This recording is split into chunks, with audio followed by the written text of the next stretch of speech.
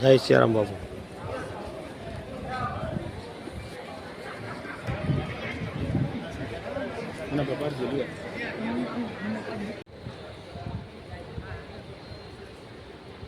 આમ તો વિદ્વાન પુરુષો અહીંયા પધાર્યા છે.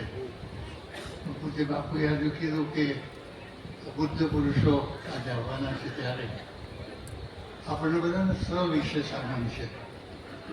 8 દિવસથી સતત આપણે માનસ મેઘાણી અહીંયાથી ભવ્ય રીતે ગવાઈ રહેલું છે અને વિશ્વભરમાં મેઘાણીજીની ચેતના જાગૃત થઈ રહી છે. એવા સમયે આપણે બધા નસીબદાર છીએ કે પૂજ્ય બાપુની નિશ્રામાં અહીંયા સૌ પધાર્યા છે. ત્યારે આદરણીય રૂપાલા સાહેબ, આપણે તાળીથી અભિવાદન કરીએ. કવિ શ્રી વિનોદ જોશી, બલનભાઈ છાયા, લલિતભાઈ ખંભાઈતા અને વીએસ ગઢવી સાહેબ સાવ નજીકમાં છે, એ પણ આવી રહ્યા છે. તો આદરણીય વીએસ ગઢવી સાહેબ પણ પધારી ચૂક્યા છે. આજે આ એક અનેરો અવસર છે જેમણે મેઘાણીજીના જીવનમાં ઉતાર્યા છે. એવા પધારો ગઢવી સાહેબ, પધારો જી. બાપુ પાસે થઈને અહીંયા સ્ટેજ પર પધારો.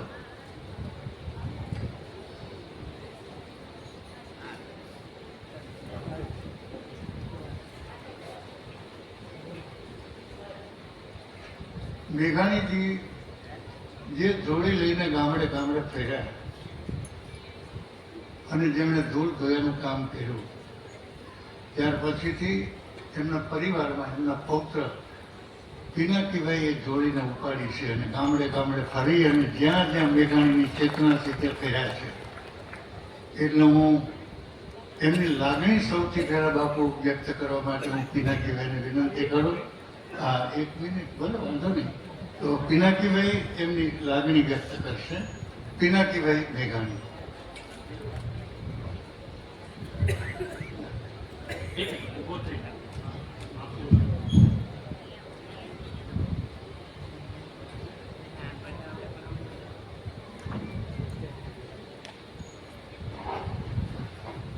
પરમ પૂજ્ય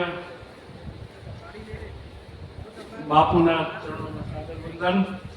બાપુ, હું તો માત્ર એક દેહિક વારસદાર છું.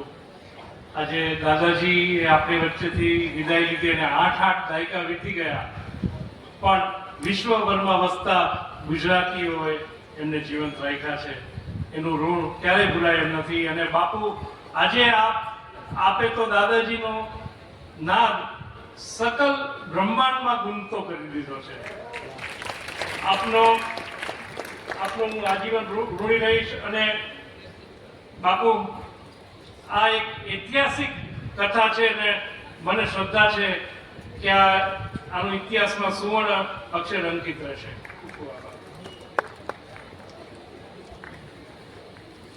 પિનાકીભાઈ બોલે છે બહુ ઓછું, પણ બાપુ ભગીરથ કામ કરે છે.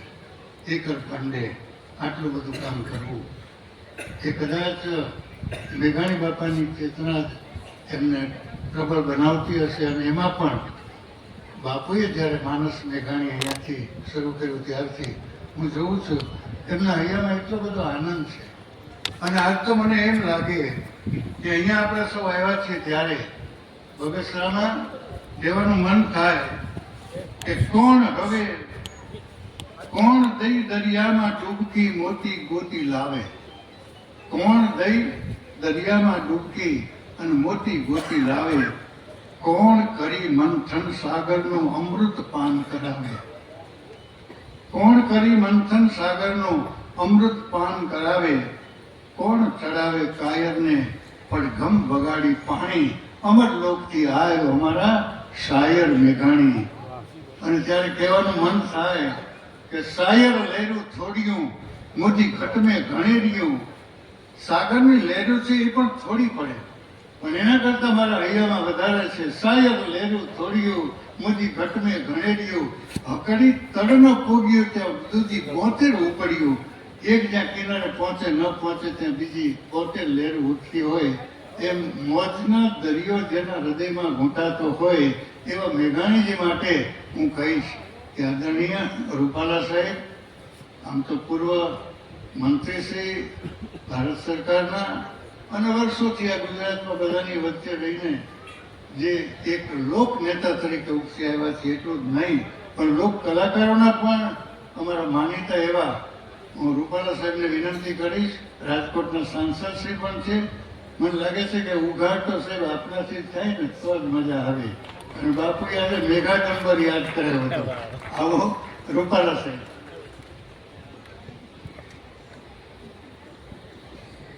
રામ રામ.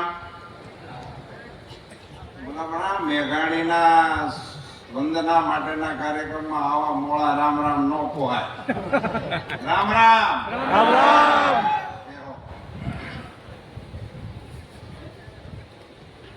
પૂજ્ય બાપુ,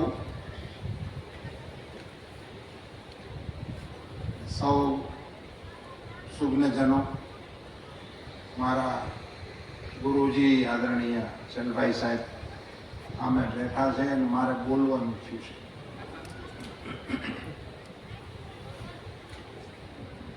મંચ પર બિરાજમાન સૌ અધિકૃત વક્તાઓ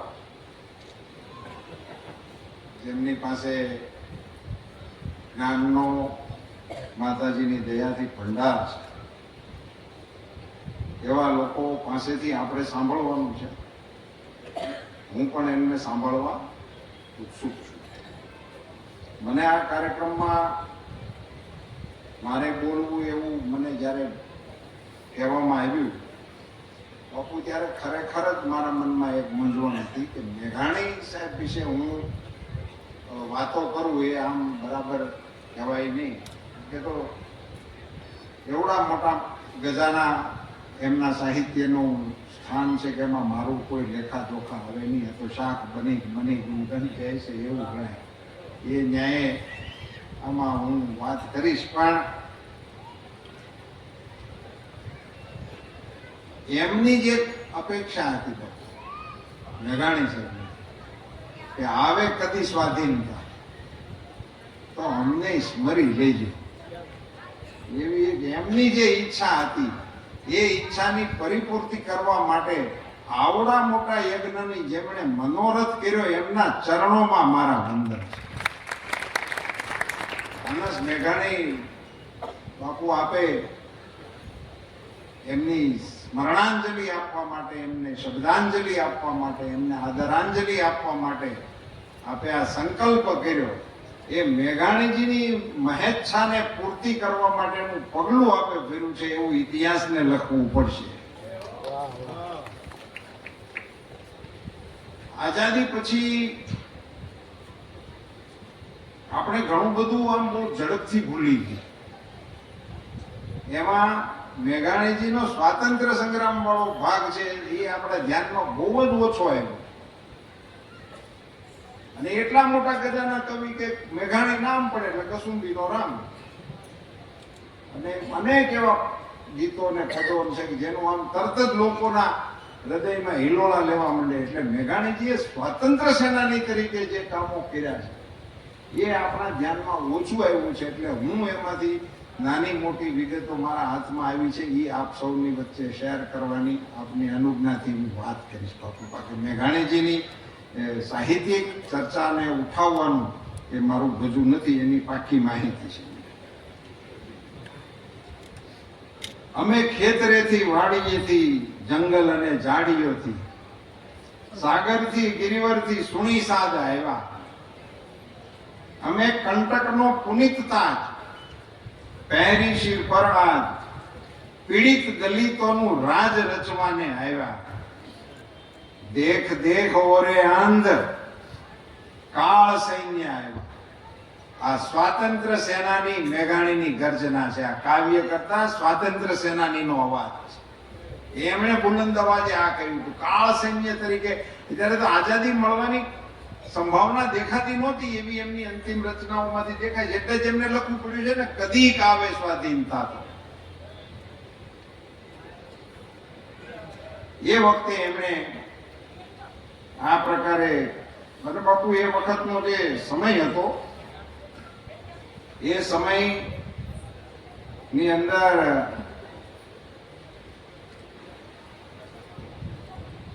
દયાનંદ સરસ્વતીજી અને થિયોસોફિકલ સોસાયટી અને રામકૃષ્ણ મિશન, આ ત્રણ પરિબળો ભારતની અંદર એ વખતે પ્રભાવક હતા. ત્યારે મેઘાણીજીના જન્મની આસપાસના દિવસોમાં, અને એને કારણે, એ પ્રભાવને કારણે મેઘાણીજીની ઉપર પણ એમની ખૂબ મોટી અસરો જોવા મળે છે. મેઘાણીજી તો ઘણા બધા વિસ્તારોમાં ભણ્યા. રાજકોટ, ડાઠા, પાળિયાદ, બગસરા, અમરેલી, આટલી જગ્યાએ મેઘાણી સાહેબ ભણ્યા. મેટ્રિક પાસ અમરેલીમાં થયા. અને મેઘાણી સાહેબ જે સ્કૂલમાંથી મેટ્રિક પાસ થયા, એ સ્કૂલમાં થોડો સમય મારે નોકરી કરવાનો મને અવસર મળ્યો હતો.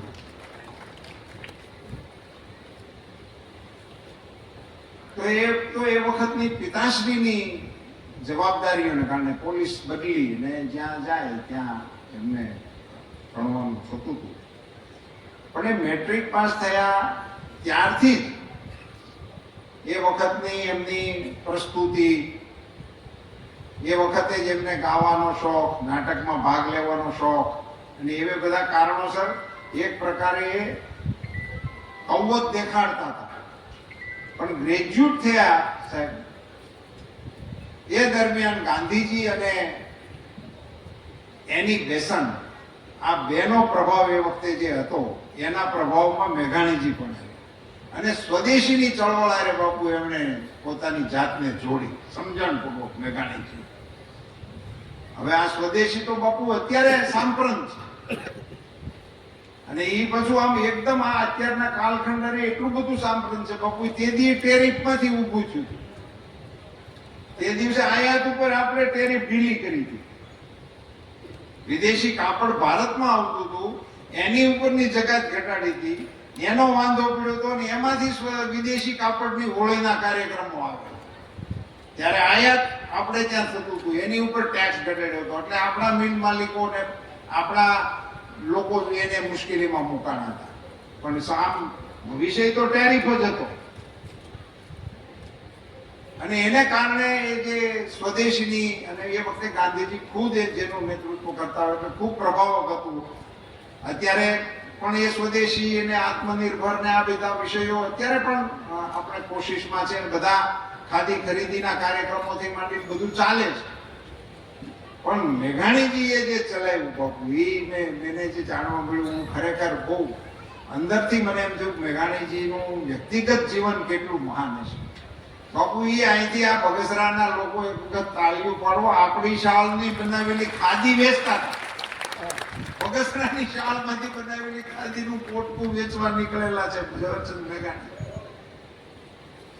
મને ખ્યાલ નથી, મેં જોયું નથી, પણ નાનું નાનું એવું સ્મરણ છે. શાહીની ટીકડીઓ વેચતા, લખવાની ખડિયાની જગ્યાએ શાહીના ટીકડીઓ, દેશી બનાવટનો હાબુ વેચતા. આને લઈ અને એનું માર્કેટિંગ કરવા માટે મેઘાણીજી ખુદ નીકળતા.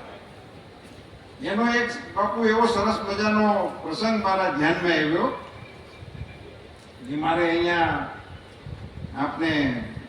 આપની સાથે મારે શેર કરવો છે.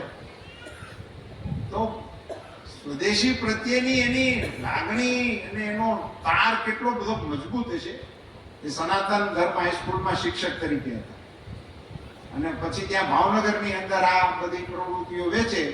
પોતાની ઓળખીતાને ઘેરે જાય, એ ઓળખીતા કોઈ સજેસ્ટ કરે તો ત્યાં જાય, અને ચાઈને પણ કેટલાક અજાણ્યા ઘેરે જાય પોતાની ઓલી કરવા માટે. એમાં એમના એક મિત્ર, અને એ વખતના ભાવનગરમાં કાવ્ય સભા આજે પણ ચાલે છે, એના જે તે વખતના પ્રમુખ વિદ્યુતરાય દેસાઈ, એમણે એના સંસ્મરણોમાં લખ્યું છે કે મેઘાણીભાઈ સાથે મારો પરિચય, અમે ક્યાંક સ્કૂલ લેવલે કેમ ક્યાંક એમનું હશે અનુસંધાન, તો એમને ઘેરે બોલાવ્યા.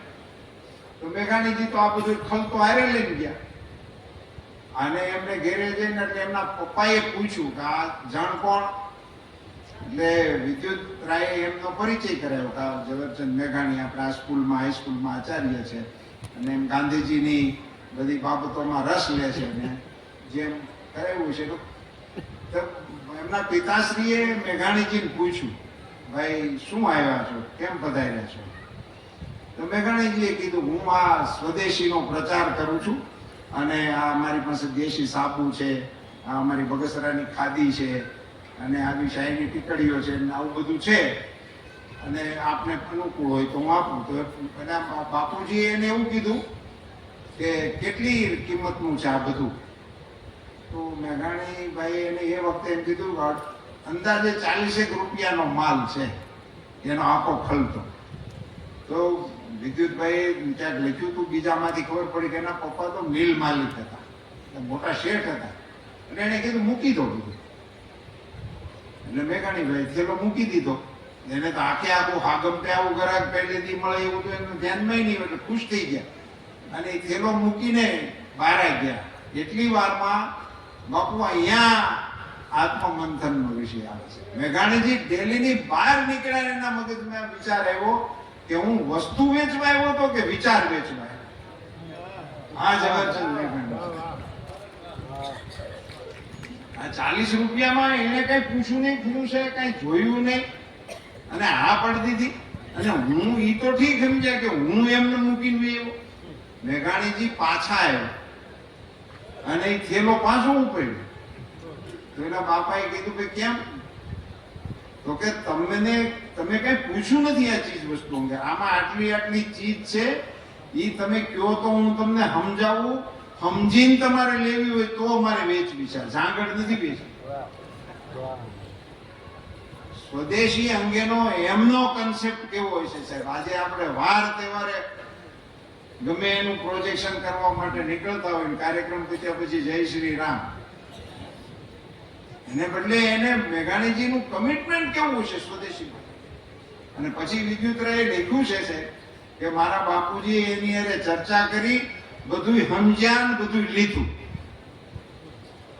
આ સ્વદેશી આંદોલનની અંદર એમનો સ્વતંત્ર સૈનિક તરીકેનો, એ વખતે બાપુ સ્વતંત્ર સેનાનીઓ માટે ગાંધીજીનો આગ્રહ જ આ હતો, ખાદીનો પ્રચાર કરો, સ્વચ્છતાનું કામ કરો, શિક્ષણનું કામ કરો. અને એવું કામ કરવા માટે એ મોટા મોટા આગેવાનોને ગામડાઓમાં મોકલતા હતા, અને એ લોકો એ ગામમાં જઈને રહેતા હતા. આપણું તરવડા એને માટે પ્રખ્યાત થયેલું છે.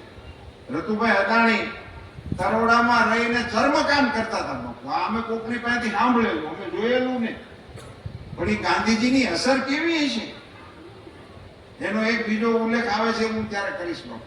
અને એને કામ કહેવામાં આવતું. મુખ્ય વિષય મારે આજે મેઘાણીભાઈના સ્મરણમાં એ કહેવું છે કે કાર્યકર્તાઓ કેવા કામ કરતા હતા ને એવું કામ સ્વયં મેઘાણીજી કરતા હતા.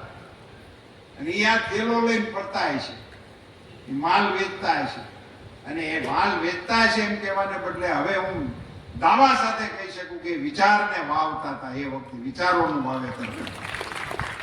એમણે જેટલો માલ તો સંખ્યામાં, નંગમાં કે એમ કિંમતમાં જેટલો વેચ્યો હશે એટલો, પણ એ જેટલાને મળ્યા હશે એને કન્વિન્સ કરાવ્યું હોય છે કે સ્વદેશી માટે આમ રહેવું જોઈએ, કે આપણે સ્વદેશી એટલે શું છે, એની જે ભાવના ને વાવેતર કરતા હતા, એવું મેઘાણીજીભાઈ કર્યું હતું. બીજો એક એવો જ પ્રસંગ બાપુ એમાં એવો આવ્યો કે કપિલભાઈએ નોંધ્યું છે. એક ધોબીને ત્યાં ગયા, ધોબીને પૂછ્યું તમે હાબુ કેવો વાપરો છો? એને જે કઈ કીધું છે મેઘાણીભાઈ એની એને દલીલો શરૂ કરી કે આપણે આપણી બનાવટનો વાપરવો જોઈએ, મારી પાસે છે. તો એવું આપણી બનાવટનું એવું કોઈ મારે ન પોવાય, મારે સસ્તો હોવો જોઈએ ધોબી. એટલે કઈ માન્યો જ નહીં. તો છેવટે મેઘાણીભાઈ એને અડધો લાટો મફતમાં આપ્યો કે તું વાપર, અને કાલ હું તને પૂછવા આવે કેવી રીતે આ કામ કરે છે, તારામાં તું જે વાપરસ ને મારા લાટામાં શું ફાયદો છે. અડધો લાટો મફત 2 આનાનો મેઘાણીભાઈએ ભાવનગરની અંદર એક ધોબીને આપ્યો છે. મેઘાણીભાઈ એક અજાણ્યો માણસ, એક ધોબી જેવો માણસ, એને ફસાવવા માટે બે આનાની કિંમત નથી બાપુ અત્યારે, તે દિવસે તો બે આને ગાર્ડન પૈડ્યા જેવા થતા છે, પણ એને આપ્યું. એને આના આધારે મને એવું લાગે છે બાપુ કે મેઘાણીભાઈ એ આપણા સાહિત્યની અંદર તો જે એમનો રૂઆબ થયો એ એમની રચનાઓ થઈ, પણ એને સ્વતંત્ર સેનાની તરીકે ખૂબ મોટું કામ કર્યું હતું. બાપુ મને જે જાણવા મળ્યું એવું જ ખાદી અંગેનું કરતા અહીંયા બગસરાના લાલચંદભાઈ વોરા, એની હારે એમણે ખાદીનું અહીંનું ભંડારનું કામ બગસરાની અંદર કરતા હતા, એના મિત્ર હતા, અને એ ખાદીમાં જ એને કમિટમેન્ટ કરેલું. મેં એમના દર્શન કરેલા લાલચંદ બાપાના, એમની સાથે એ કામ કરતા હતા. પણ પછી જયમલભાઈ એવું નોંધ્યું છે કે એમને ખાદી એને થોડોક અંતર ઓછું થઈ ગયેલું, થોડોક ધીમેથી ક્યાંક ભાવ ઘટેલો. એનું એક ઉદાહરણ નોંધતા બાપુ એમણે એવું લખ્યું છે કે ભાવનગરની અંદર એક વખત મેઘાણીભાઈને કોલેજમાં વિદ્યાર્થીઓમાં ક્યાંક ગયા છે તો મિલના કપડામાં જોયા, તો એ છોકરાઓએ જયમલભાઈને ફરિયાદ કરી કે આ મેઘાણીભાઈ ઉઠીને આવા કપડાં પહેરી તો બરાબર ન કહેવાય. તો મેઘાણીભાઈને જયમલભાઈએ કહ્યું કે આપ કાલે મિલના કપડાં પહેરીને ગયા હતા? તો મેઘાણીભાઈએ જયમલભાઈને એમ પૂછ્યું કે છોકરાઓ હું પહેરું છું એ જોવે છે? એટલો ઉપાલંબ કર્યા પછી બાપુ મેઘાણીભાઈએ સ્વયં બીજી જ ક્ષણે જયમલભાઈને એવું કીધું કે વાંક એનો નથી છોકરાઓનો, વાંક આપણો છે. આપણે એની સામે પ્રસ્તુત કર્યું હતું સ્વદેશીનું આવું માધ્યમ છે, હું હવે સ્વદેશીનું ફોલો કરું છું. આપણે એની સામેથી મોટા ભાગ થઈએ એવા, હવે આપણને એમાંથી પાછા હટવાની આપણો અધિકાર નથી. મને ગમે કે ન ગમે હું ખાદી જ પહેરીશ એવું મક્કમ કર્યું. ત્યાર પછી જયમલભાઈએ નોંધ્યું છે કે ત્યાર પછીના કોઈ જાહેર કાર્યક્રમોમાં મેઘાણીને કોઈએ ખાદી વગર જોયા નહોતા. એટલે પોતાનો એક વખતનો અભિપ્રાય ઉભો કર્યો જે સમાજ જીવનની અંદર, એમાંથી પાછું ન વળવું જોઈએ. બાપુ રાજનીતિની અંદર આનો અમને અનુભવ છે. અમારી એક આડઅસર ચર્ચા છે પણ 1 મિનિટ એ માટે લઉં. અમને અડવાણીજીએ આ કહેલું એક અમારી કારોબારીમાં કે નેતા તરીકે તમે જે રસ્તે હાલવું એ રસ્તે હાલો, પણ એમાંથી પછી આગા પાછા થતા નહીં. અને એનું ઉદાહરણ અમને આપતા કે મિસ્ટર ક્લીનની છાપ જો આમની સામે ન લગાડી હોત તો એ શાસનને હટાડી ન શકાત. ઇન્દિરાજીની સામે ભ્રષ્ટાચારના આક્ષેપો કોઈ કરી ન હોય, કારણ કે એ બાબત એમણે છાપ જ નહોતી ઉભી કરી, એમણે દુર્ગાની છાપ રાખી. પછી એમાંથી ડેવિએટ તમે ના થઈ શકો. એમ તમે જેની છાપ ઊભી કરવી એ કરો, એમાં તમે છૂટશો. એટલે હું એવા બાપુ ઘણા નેતાઓને ઓળખું છું કે એમણે એની ખુલ્લી કિતાબ જેવી છાપ રાખી હોય તો કોઈ પછી ના ન પાડતું. પછી જીમખાનામાં જવાની હોય, બાકીની કઈ હોય તો એ બધામાં લોકો એને પછી વાંધો નથી પાડતા. પણ તમે જે ઊભી કરી એમાંથી જો પાછા પીડ્યા, તો મેઘાણીજીનું આ નિવેદન છે, આ ઓબ્ઝર્વેશન મેઘાણીજીનું છે કે જાહેર જીવનમાં એક વખત તમે પ્રસ્થાપિત કરવા માટેનો જે પ્રયાસ સિદ્ધાંતનો કર્યો હોય એમાંથી પાછું હટવાનો તમને અધિકાર નથી, પછી તમારે એને વળગી રહેવું પડે. સર, મેઘાણીજીએ આવી બધી પ્રત્યક્ષ અઘરી કામગીરી સ્વાતંત્ર્ય સેનાનીઓ તરીકે કરી, પણ ચલભાઈ સાહેબ મારી છાતી ગજગજ ખુલી ગઈ એક સમાચાર વાંચીને અંદરના. એ વખતે જે આંદોલનો બાપુ ચાલતા હતા, આ પીરિયડ હતો દાંડી કૂચ, અને બાપુ મીઠાનો સત્યાગ્રહ કરવા માટેની જે લડાઈ લડતા હતા, તો એમની સાથે સાથે ધોલેરામાં પણ સત્યાગ્રહ કરવો એવું એ વખતે નિર્ણય થયેલો. ને એ નિર્ણયમાં એનું નેતૃત્વ શેઠ કરતા હતા, અમૃતલાલ શેઠ કરતા હતા. અને એ વખતે અમૃતલાલ શેઠ, પછી મણિભાઈ કોઠારી, બળવંતરાય મહેતા, વજુભાઈ શાહ, આ બધા લોકો એ ટીમનું નેતૃત્વ કરતા હતા. બાપુ એ ટીમની અંદર મેઘાણી સાહેબ હતા. આ ટીમ જે હું નામ બોલ્યો એના સદસ્ય મેઘાણીભાઈ હતા, કાર્યકર્તા નહીં. અને એ વખતે એ ટુકડીઓ મોકલવા માટેના જે એમની ગોઠવણો એ વખતે કરેલી તે આખા રાજ્યમાં અપીલ હોય અને એ જે છાપું સૌરાષ્ટ્ર ચાલતું એના માધ્યમથી અપીલો થતી, લેખો થતા, ને એને કારણે એ વખતની છાપ આખી મેઘાણીજીની શેઠની જે ઊભી થયેલી સૌરાષ્ટ્ર મેગેઝિનને કારણે, છાપાને કારણે થયેલી, એમાં એના ખૂબ ઉગ્ર લેખો એ લોકો લખતા. અને એને કારણે એ ભરતી મેળા હાલતા કે ભાઈ આ સત્યાગ્રહમાં કયા ગામના કયા આગેવાનો ક્યારે જશે. તો એવા એ ભરતી મેળાના પ્રતિસાદમાં અમરેલીથી ભગવાનજી બાપાએ 40 દીકરાઓની યાદી મોકલી. તમારી 40ની ટુકડી આવશે અમરેલી. એ 40ની ટુકડીના સમાચાર સાંભળ્યા ત્યારે બાપુ ત્યાં આટલો મોટો લોટ એક ગામમાંથી ક્યારે આવેલો ને એટલે શેઠ બહુ રાજી થયા, અમરતલાલ શેઠ, કે 40 જુવાનો. અને પછી એને બીજી મિનિટે વિચાર આવ્યો કે આ કોઈ તીર્થયાત્રા નથી, ત્યાં ધોકા પડવાના છે, ત્યાં જેલ થવાની છે, લાઠીચાર્જ થઈને ગોળીઓ આવે, એમાં લઈ જવાના છે.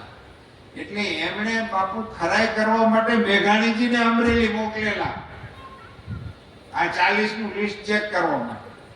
મેઘાણીજી અમરેલી પધાર્યા અને આપણા રતુભાઈ નોંધ્યું છે કે આપણી કપોળ બોર્ડિંગની સામે નો એક ઉતારો હતો, એમાં મીટિંગ રાખેલી અને એમાં આ બધા લોકો એકત્રિત થયેલા. અને પછી ગજુભાઈ શાહ અને એ અમારો બધાનો પરિચય ભગવાનજી બાપાની મેઘાણીને કરાવતા હતા, ફલાણા ભાઈ આમના પરિવારનું આમ છે વગેરે વગેરે.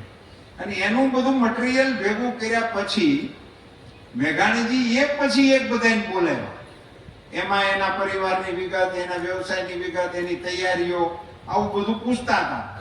પણ એક ઉલ્લેખ બહુ સરસ રતુભાઈએ કર્યો છે કે મોટા ભાગના અખાડા એને સંકળાયેલા હતા, એટલે આમ કાચા પોચા નહોતા, એટલે એમાંથી પાછા પડે એવા એ કઈ નહોતા. પણ જ્યારે મેઘાણીભાઈએ આખું લિસ્ટ ચેક કર્યું અને બધું આખી પ્રક્રિયા પૂરી કરીને જાહેર કર્યું તો એમાં 2 નામ એને નામંજૂર કર્યા. એમાંનું એક રતુભાઈ અદાણી, અને બીજા મનુભાઈ કોઠારી. આ 2 નામની મંજૂરી નો. એટલે એનું કારણ પૂછ્યું કે તમે આ 2 જોડમાં, રતુભાઈ તો પાછા ઉછળીને મોર બેહવાની પંગત વાળા હતા, એ 2 જણાના નામ નો આવ્યા. ત્યારે મેઘાણીજી એને સ્પષ્ટતા કરતા સમજાવ્યું કે અમારા બંધારણમાં એવું છે કે 18 વર્ષથી નાની વયનાઓને આ આંદોલનમાં નહીં જોડવાના, એટલે હું બંધારણ પ્રમાણે તમને મંજૂરી આપી શકું તેમ નથી. સાહેબ, રતુભાઈ અદાણીની ઉંમર એ વખતે 16 વર્ષની હતી. સાહેબ, 16 વર્ષનો જુવાન એ વખતે ગાંધીજીની હારે મેદાને જંગ કરવા માટે થનગનતો તો ઈ ભૂમિ છે, આ એના આપણે વારસદારો છીએ એવું વાંચીને સાહેબ. અને બહુ વિનંતી કરી તોય મેઘાણીજી એને છૂટ આપી નહીં.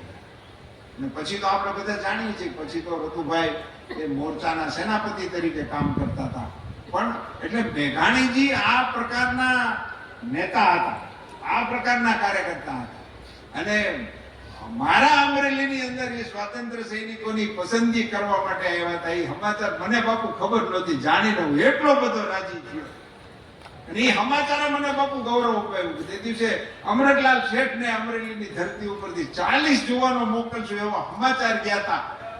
અને એના પટમાં બાપુ તમે કથા કરો છો મેઘાણીને અંજલિ બરાબર આપી, બરાબર. એ તમે પેલા સ્વાતંત્ર્ય સૈનિકો 40ના નામ હું ગોતવાની કોશિશ કરીશ, એને યાદ કરીશું ક્યાંક એ કોણ હતા એ 40 જુવાનો, ક્યાંકથી ખંખોળશું સાહેબ. અને એ વખતે એ નીકળ્યા હતા. એવી કામગીરી મેઘાણી સાહેબ કરતા હતા. અને એ વખતે મેઘાણીજીને કારણે, વજુભાઈ સાહેબને કારણે અને અમૃતલાલ શેઠને કારણે બાપુ ગાંધીજીની હારે ત્યાં જવાને બદલે, દાંડી જવાને બદલે ધોલેરા જવા માટે આ યુવાનો ઉત્સાહમાં આવે. આ શેઠ અને મેઘાણીનું એ વખતનું એ વાતાવરણમાં એવડું મોટું કોન્ટ્રીબ્યુશન હશે, એટલો પ્રભાવ હશે. નહીતર બાપુ આમાં શું, ગાંધીજી જવાના હોય ત્યાં જનતાને જવાનું હોય. અને એવું આપણે જોયું જ છે. એમ ભૂકંપ હતો બધું ભૂજ જ જાય એમ. બીજી ક્યાંય જાય જ નહીં. ગમે ટ્રક વાળાનું પૂછો તો અમારે ભુજ જ જવું છે.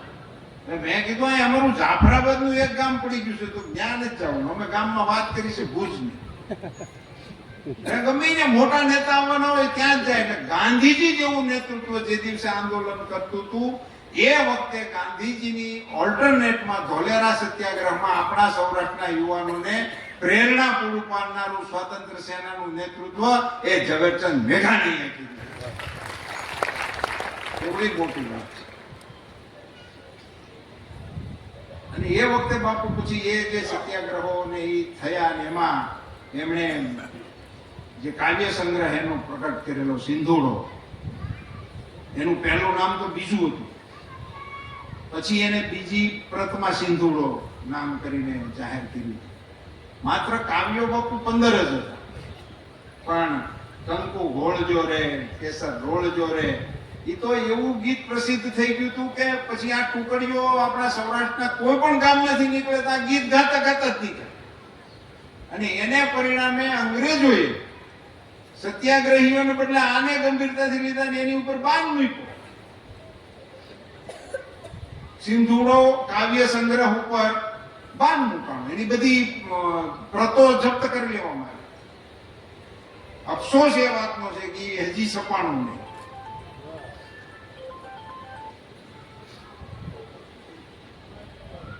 હમણાં સપાઈ ગયું તો સારું ગયું.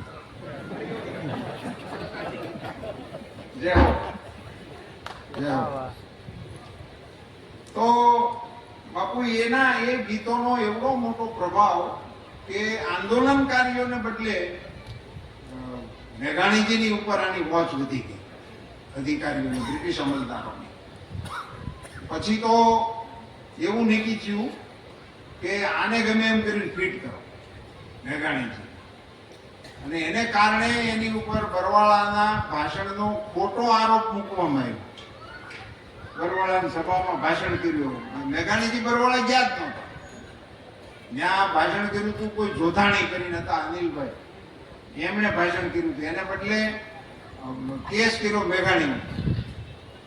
અને મેઘાણીજીની ધરપકડ થઈ. પણ બાપુ ત્યાં એક મુદ્દો બહુ સરસ વિચારણામાં આવ્યો. આ બધા જેને સંશોધન કર્યું છે એમણે લખ્યું, આ કંચનબેન મકવાણા કરીને કોઈ બેન છે, એમણે ગુજરાત વિદ્યાપીઠમાં પીએચડી કર્યું છે આ વિષય. એમણે આવું લખ્યું હતું, એમાંથી આ મને માહિતી મળી છે. તો એમણે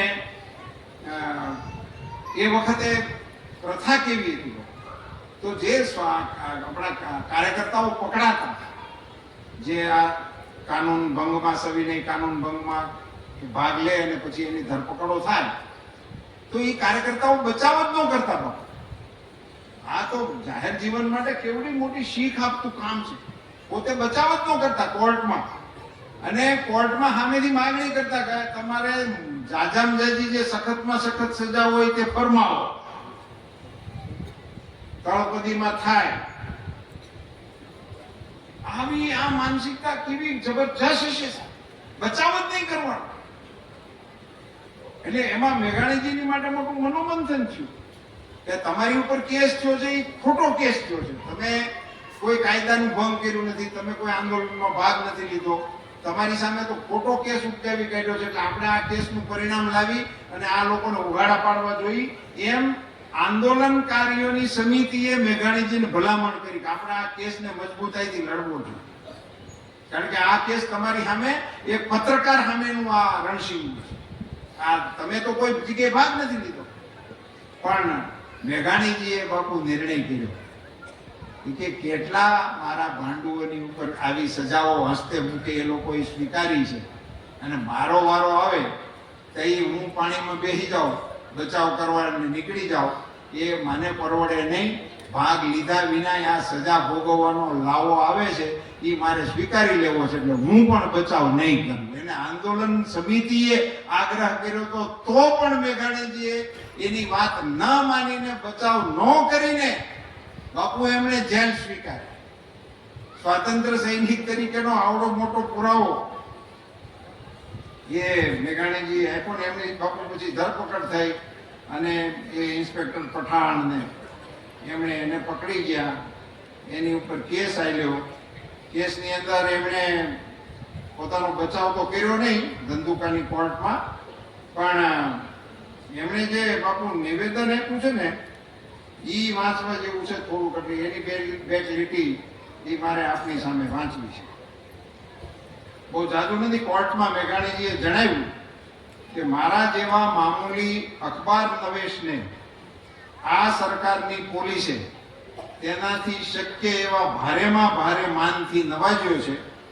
બરવાળામાં મારી જિંદગીમાં મેં જે ભાષણ કદી કર્યું નથી તે ભાષણને ઉપજાવી કાઢવાને અને એ ભાષણની કીર્તિ મને બક્ષવાને સમર્થ ભેજું પોલીસ ધરાવે છે. તે જાણીને તેને હું અભિનંદન પાઠવું છું. એ બધું ઘણું બધું છે, પણ પછી બાપુ એમણે અંતમાં એવું લખ્યું,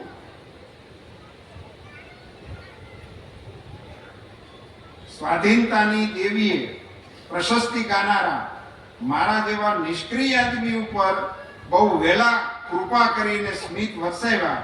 મારા સાથીઓએ જે સ્વાતંત્ર્યના દેવાલયમાં જે યજ્ઞ ધૂપ પ્રગટાવ્યો તેની બધી સૌરભ હું ઝડપી જઈ રહ્યો છું. હર્ષથી નાચી રહેલા મારા હૃદયને આ એક જ ખ્યાલ દુઃખી કરી રહ્યો છે કે મેં કર્યું નથી અને મને એનું ફળ મળી રહ્યું છે. એ બાપુ પછી એમણે આખી એ પ્રક્રિયા પૂરી થઈ અને કોર્ટમાં બચાવ કરવાનો ઇનકાર કર્યો ત્યારે મેદનીમાંથી અવાજ આવ્યો કે હવે તમારે કઈ કહેવું ન હોય ને પકડી તો જવાના જ તમને, તો એકાદી કવિતા થવા દઉં. ઓડિયન્સમાંથી અને એના જવાબમાં એમણે હજારો વર્ષ જૂની વાળી આખી કવિતા ત્યાં ધંધુકાની કોર્ટની અંદર ગાઈ હતી. અમારા હજારો વર્ષની જૂની અમારી વેદનાઓ કલેજા ચીરતી કંપાવતી એમ ભય કથાઓ, મરેલાના રુધિર અને જીવતાના આંસુડાઓ, સમર્પણ એ સહુ તારે કદમ પ્યારા પ્રભુઓ. અમારા યજ્ઞનો છેલ્લો બલી આપીને કેજે, ગુમાવેલી એ સ્વાધીનતા તું ફેર દેજે. વધારે મૂળ લેવા હોય તો માગી લેજે. આ સ્વાતંત્ર્ય સેનાની છે, આ કવિ નથી કોઈ. અહીંયા સ્વાતંત્ર્ય સેનાની છે. વધારે મૂળ જોતા હોય તો એ માગી લેજે. અમારા આખરી સંગ્રામમાં સાથે જ રહેજે. તો બહુ લાંબી કવિતા છે બાપુ, અને કોઈક તરન્નુમ વાળો ગાય તો મજા આવે, પણ અંતિમ કડી બાપુ વાંચવા જેવી છે એટલે વાંચું છું. સમર્પણની સતા વહેશે સદા અણખૂટ ધારા. સમર્પણની સતા વહેશે સદા અણખૂટ ધારા. મળે નવ માવડીને જ્યાં લગી મુક્તિ કિનારા. આ કોર્ટની અંદર સાહેબ એમણે રજૂ કરેલું પોતાનું કાવ્ય છે. જજે સાહેબ આખું તોહમતનામું ફરમાવ્યું અને એ તોહમતનામામાં એમને આરોપી તરીકે એમની વાતને માની લીધી પોલીસની અને એમને સજા કરી. અને એ સજામાં હું તેમને 2 વર્ષની મુદતની સાદી સજા ફરમાવું છું એવો ઓર્ડર ધંધુકાની કોર્ટમાં થયો. સાહિત્યની દુનિયામાં એ ઓર્ડરમાં નોંધ છે બધું. સાહિત્યની દુનિયામાં એમણે સંપાદન કરેલી સિદ્ધિઓને જોતા હું એવી ભલામણ કરું છું કે મિસ્ટર મેઘાણીને અવર્ગના કેદી તરીકે રાખો. એટલે સ્ટેટસ પણ હતું. સ્ટેટસ પણ એ વખતે એમણે પકડાની વખતે એમણે મેળવી લીધેલું હતું. અને આ વખતે બાપુ એમને મોટો બેનિફિટ એ થયેલો. બાપુ મેઘાણીજીને જે જેલમાં રેખા હતા, સરદાર સાહેબ, ગાંધીજી, આ બધા મહાનુભાવો એ વખતે જેલમાં જતા. એ જેલમાં જતા ઘણા બધા, તો આપણો બધાનો વિષય છે, પણ એ એમને કારણે મેઘાણીજીને આ બધા મહાનુભાવો સાથે મળવા હળવાનો ને એ પ્રમાણે એમનું થયેલું. એમનું જેલ જીવન 24/9/30 થી શરૂ થયું હતું અને એ વખતના એ બધા આગેવાનો સાથે એમણે જેલવાસ બાપુ ભોગવ્યો. અને એ વખતની અંદર જેલમાં એમની મસ્તી પણ કરતા હતા. મેઘાણીજી એમના પત્ની માટે ફૂલો વગેરે વીણવા જાય એ જ્યારે મુલાકાતના ટાઈમે આવે ત્યારે અને એમને ફૂલો આપતા તો એમના એક મિત્રએ એનો ઉપાલંબ કરતી કવિતા પણ લખી હતી. મિત્ર અમારા એ આના માટે ગણેશ બાપુ જેલમાં ખાધી આખો દિવસ કાઢ્યા અને એવું કહેતા કે આ કાતેલી ખાધીમાંથી આપણે આપણા ઘરવાળી માટે સાડી બનાવીશું, એ સાડી એમને પહેરાવીશું. કેવી ઉદાત્ત ભાવનાઓ સાથે આ લોકો જીવતા હતા બાપુ. એમનો કેદી નંબર 16,101 એ હજી ત્યાંની ફાઇલમાં છે. 1930 થી 1931 સુધી એ લોકો કેદી નંબર 16,101 તરીકે એ ત્યાં રહ્યા ને હવે એ બધી કોટડીઓને સરદાર પટેલ યાર્ડ તરીકે ડેવલપ કરીને પેલા માટે કરી છે આપણી સાબરમતી જેલની અંદર. આવી લડાઈ લડનારા બાપુ આ નેતાએ જે યાતનાઓ ભોગવી એ તો ઠીક છે, પણ એક સ્વાતંત્ર્ય સેનાની તરીકે એમના મનની જે ઈચ્છાઓ હતી ને બાપુ એને માટે મારે એક બે પંક્તિઓ આખી આપના શિરે મૂકવી છે.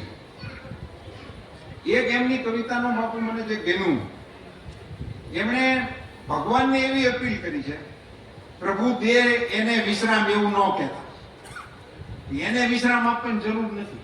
સામાન્ય રીતે આપણી માંગણી ભગવાન પાસે એવી જ હોય છે, ભગવાન હવે એને વિશ્રામ દો. મેઘાણીજીએ કવિતા એવી લખી છે કે આને વિશ્રામ નહીં દેવાનું. કોને નહીં દેવાનું? રણવગડા જેને વિંધ્યા, વાલી જેને વનવાટ, જે મરતા લગ જંખેલો, ઘનઘોર વિજન રજળાટ, એ ગગન ચુંબતા ગિરિશૃંગે, સુણતો હાકલ અવિરામ, એ સુબટકાજ કો નવ કહેજો, પ્રભુ દે એને વિશ્રામ. જે મહેનત કરતો હોય જંગ માટે, એને માટે આપણે વિશ્રામ માંગવાની જરૂર નથી, એને શક્તિ આપે એવો એમનો પૂરો છે. જે લોકો લડતા હતા એમને માટે એમણે આ માગણી નથી કરી. એક પંક્તિ બાપુ મારે એ આપણા ધ્યાને મૂકવી હતી. વિદાય નામના એના કાવ્યનું એક છેલ્લો અંતરો જ મારે કહેવો છે. આમ તો આ બધાને પરિચિત છો. અમારે ઘર હતા, વાલા હતા, ભાંડુ હતા, ને પિતાની છાઈ લીલી, ગોદ માતાની હતી એ, ગબુડી બેનના આંસુ વિના, હૈયા હિચોળે અમારા નેન ઉના જંપતા આરામ જોલે. કવિતા બહુ સુપ્રસિદ્ધ છે, પણ બાપુ એની અંતિમ પંક્તિ મારે આપની સાથે અહીંયા બધા સમાજની વચ્ચે શેર કરવાની ઈચ્છા થાય છે. બિરાદર નવજવાન, અમ રાહથી તું દૂર રહેજે, અમોને પંથ ભૂલેલા ભલે તું માની લેજે. એને સમાજ તરફથી જે મગજમાં આવતું છે ને ધ્યાનમાં છે. કદી જો હમદિલી આવે તો ભલે નાદાન કહેજે, બિચારા કહીશના લાખો ભલે ધિકાર દેજે. અહીંયા કુમારી છે, અમને બિચારા નો કે આ પકડાઈ ગયા અને ફાંસી થઈ ગઈ, હેરાન થઈ ગયો, ઘર વેચાઈ ગયું, એમાં અમે બિચારા નથી. બિચારા કહેવાની ના પાડી છે સાહેબ. આ મેઘાણીજીની સ્વાતંત્ર્ય સૈનિક તરીકેની ખુમારી બિચારા નહોતા. પછી બાપુ એમણે એમ લખ્યું, અગર બહેતર ભૂલી જાજો અમારી યાદ ફાની, અગર બહેતર ભૂલી જાજો અમારી યાદ ફાની, બુરી યાદે ઉભવજો ના સુખી તમ જિંદગાની, કદી સ્વાધીનતા આવે વિનંતી ભાઈ છાની. ये छानी કીધી છે. કદી સ્વાધીનતા આવે વિનંતી ભાઈ છાની, અમોને સ્મરી લેજો જરી પળ એક નાની.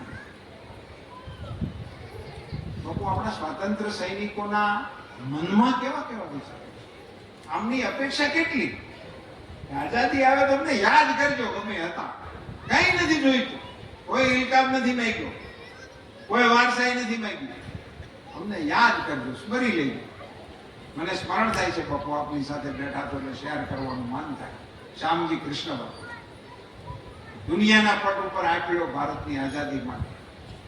આપણે તો જિલ્લાની હદપાર થતા જોઈએ છે, 13 દેશમાંથી હદપાર કરે અને અંગ્રેજો સામે બાટકેલા. બાપુ એ સ્કોલરશિપ આપતા એના ફોર્મમાં એવું લખતા કે બ્રિટિશની નોકરી નહીં કરવાની, એ શરતે સ્કોલરશિપ આપતા.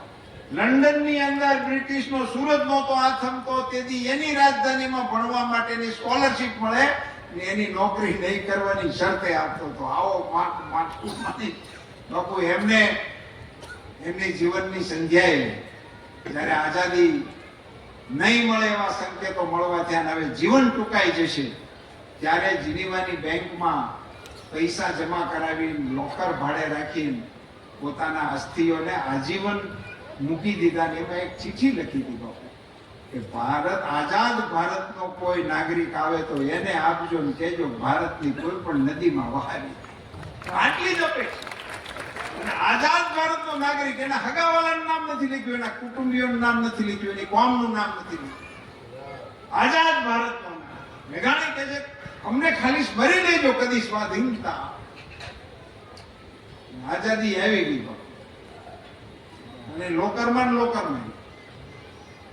મારે નરેન્દ્રભાઈ મોદીને અભિનંદન આપવા છે બાપુ. મુખ્યમંત્રી ગુજરાતના બન્યા પછી જીનીવા જઈ અને શ્યામજી કૃષ્ણ વર્માના એ અસ્થિઓને બેંકમાંથી લઈ આવ્યા અને એમના માદરે વતન માંડવીની અંદર ઇન્ડિયા હાઉસ જેવું લંડનમાં એમણે બનાવ્યું હતું એવું ઇન્ડિયા હાઉસ માંડવીના કિનારે એમણે સ્થાપ્યું છે. કચ્છમાં જવાનું થાય તો જરૂર એના સ્મારકે એક વખત ચરણ સ્પર્શ કરવા જાજો, એમને ચિંતાદિલી આપો. આ બાપુ આપણા સ્વાતંત્ર્ય સૈનિકોની એમણે એક ગીત બાપુ જે લખ્યું છે તો બહુ ભાવુક કરી દેવું ગીત છે, પણ એમાં મારે નથી પડવું. એક જ લીટી કેવી છે, સુના સમંદરની પાળે.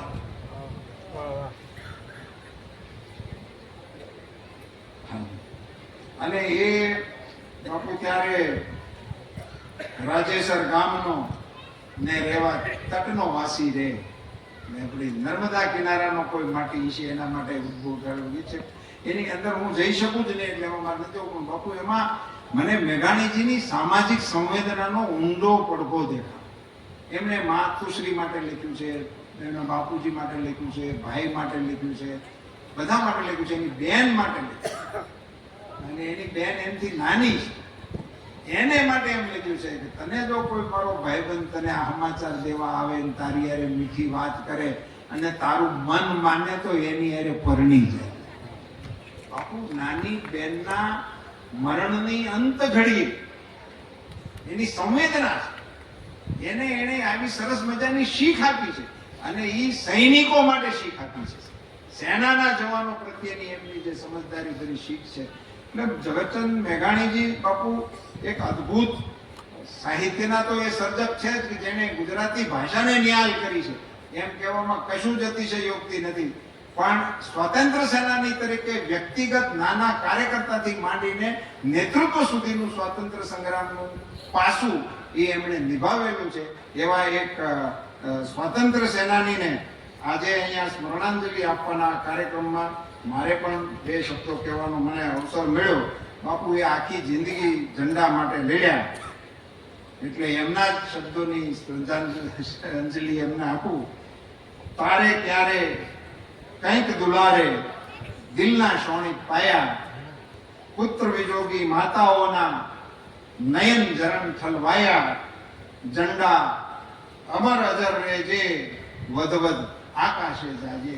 આવા સમર્થ સ્વાતંત્ર્ય સેનાની ઝવેરચંદ કાળીદાસ મેઘાણીને મારી નમ્રતાપૂર્વકની અંજલિ.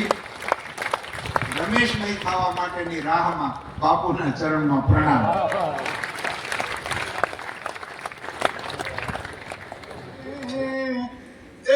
સુના સમદરની પાળે, એ જ સુના સમદરની પાળે, ઓલયા ઘાદર આવની પાળે,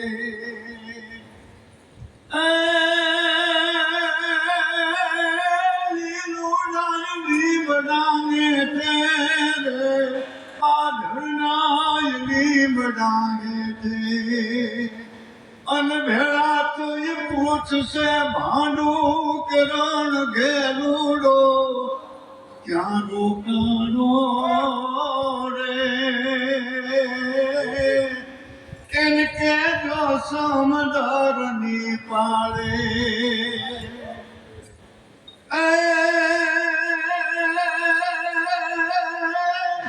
વેગયન રોઈ વેતા તારે વેગયન રોઈ વેતા તા અનબિડાતા હોઠના છેલા બોલ દિલન તો વેરો બદ એક રોયુગો રે એ જ સોના સમદરની પાળે સ્વતંત્ર પૂજ્ય બાપુ મારી સાથે મંચ પર બેઠેલા સૌ મહાનુભાવો, આપ સૌ સુજ્ઞજનો, રૂપાલા સાહેબને સાંભળીએ ત્યારે બાપુ એવું લાગે કે એમનું રાજકીય વ્યક્તિત્વ એક સાઈડે અને સાહિત્યિક વ્યક્તિત્વ બીજી સાઈડે, પણ બેયમાં માહિર.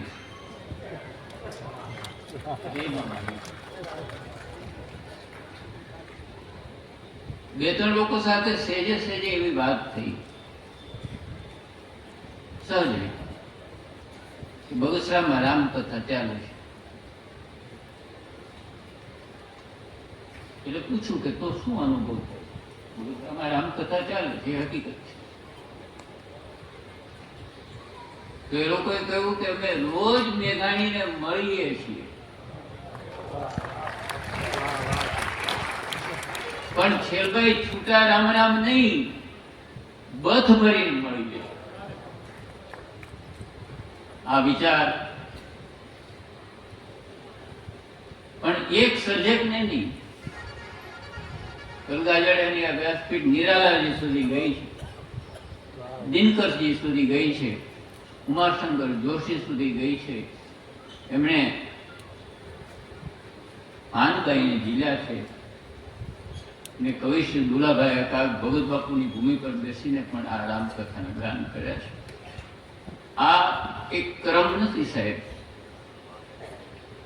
હરીશભાઈ, એક ક્રમ નથી, આ એક ઇતિહાસ છે.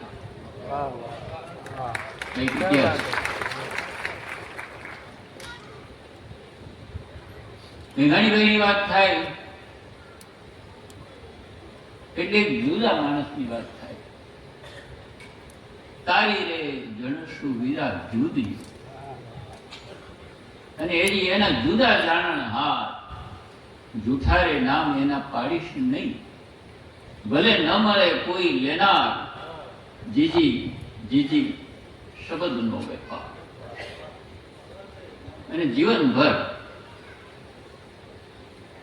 લોકના માણસ તરીકે સર્જકો ઘણા છે અને સૌ સર્જક વંદનને પાત્ર છે, પણ લોકે જેમને ચાહ્યો હોય અને જેમને લોકને ચાહ્યો હોય એવા સર્જકોની યાદી કરીએ તો આ બગસરાના બેટાનું નામ સૌથી પહેલા મૂકવું જોઈએ. ઉમાશંકરભાઈએ કહ્યું કે લોકનિષ્ઠા એ એમના જીવનના કેન્દ્ર સ્થાને છે, લોકો પ્રત્યેની નિષ્ઠા. અને કેવા કેવા માણસોની વાતો એક પરિવ્રાજક સાહિત્યકાર તરીકે જુદી જુદી જગ્યાએ જઈને એમને મેળવી અને આપણી પાસે મૂકી. નીતરે વિસ્મૃત થઈ ગયો, સુતા જઈ સ્મશાનમાં એની સોડ્યું તે તાણી, વેધુ જીવાડા વાણિયા કંઈક મળદા મેઘાણી. એવા એવા વેધુની વાત એમણે કરી. એટલે લોકનો માણસ. પ્લેટિનમ જ્યુબિલીમાં આ લોકના માણસ વિશે થોડી વિશેષ પ્રસ્તા દર્શક દાદાએ કરી છે, બહુ ગમે એવી. ચોટીલાની વિશાળ જાહેર સભા, હૈયે હૈયું દળાય એટલી માનવ મેદની. એમાં દર્શકે કહ્યું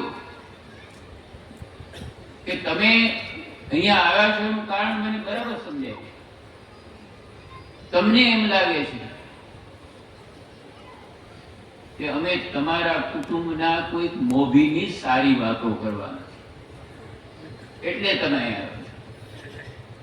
મેઘાણીએ તમને તમારી ઓળખાણ કરાવી, મેઘાણીએ અમને પણ તમારી ઓળખાણ કરાવી.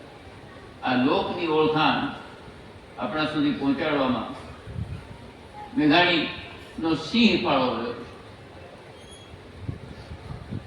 અને એક યાદગાર વાક્ય દર્શક કહે છે કે મેઘાણીને વાંચ્યા પછી કોઈ સામાન્ય જનનો તિરસ્કાર નહીં કરી શકે. એટલા બધા દાખલાઓ સાથે એમણે આ વાત કરી છે. ફર્યા છે, ઘૂમ્યા છે, અગવડતાઓ વચ્ચે, શારીરિક અગવડતાઓ વચ્ચે, સાધનોના અભાવ વચ્ચે. ગીરા કંદરા પહાડ ગજવતો, ગાંડો દૂર થઈ ગાતો, અને સાવજ ને ચારણ કન્યાના યુદ્ધ નિરખવા જાતો. 14 વર્ષની ચારણ કન્યા એને જગદંબાસી જાણી, હવે અમર લોકથી આવ અમારા શાયર મેઘાણી. ખપી ગયા જે વટને ખાતર, એને કોઈ સ્વાર્થ નહોતો. ગાયકવાડ જેવી મહાસત્તા સામે મોળું માણેક અને જોધા માણેકે યુદ્ધ શરૂ કર્યું.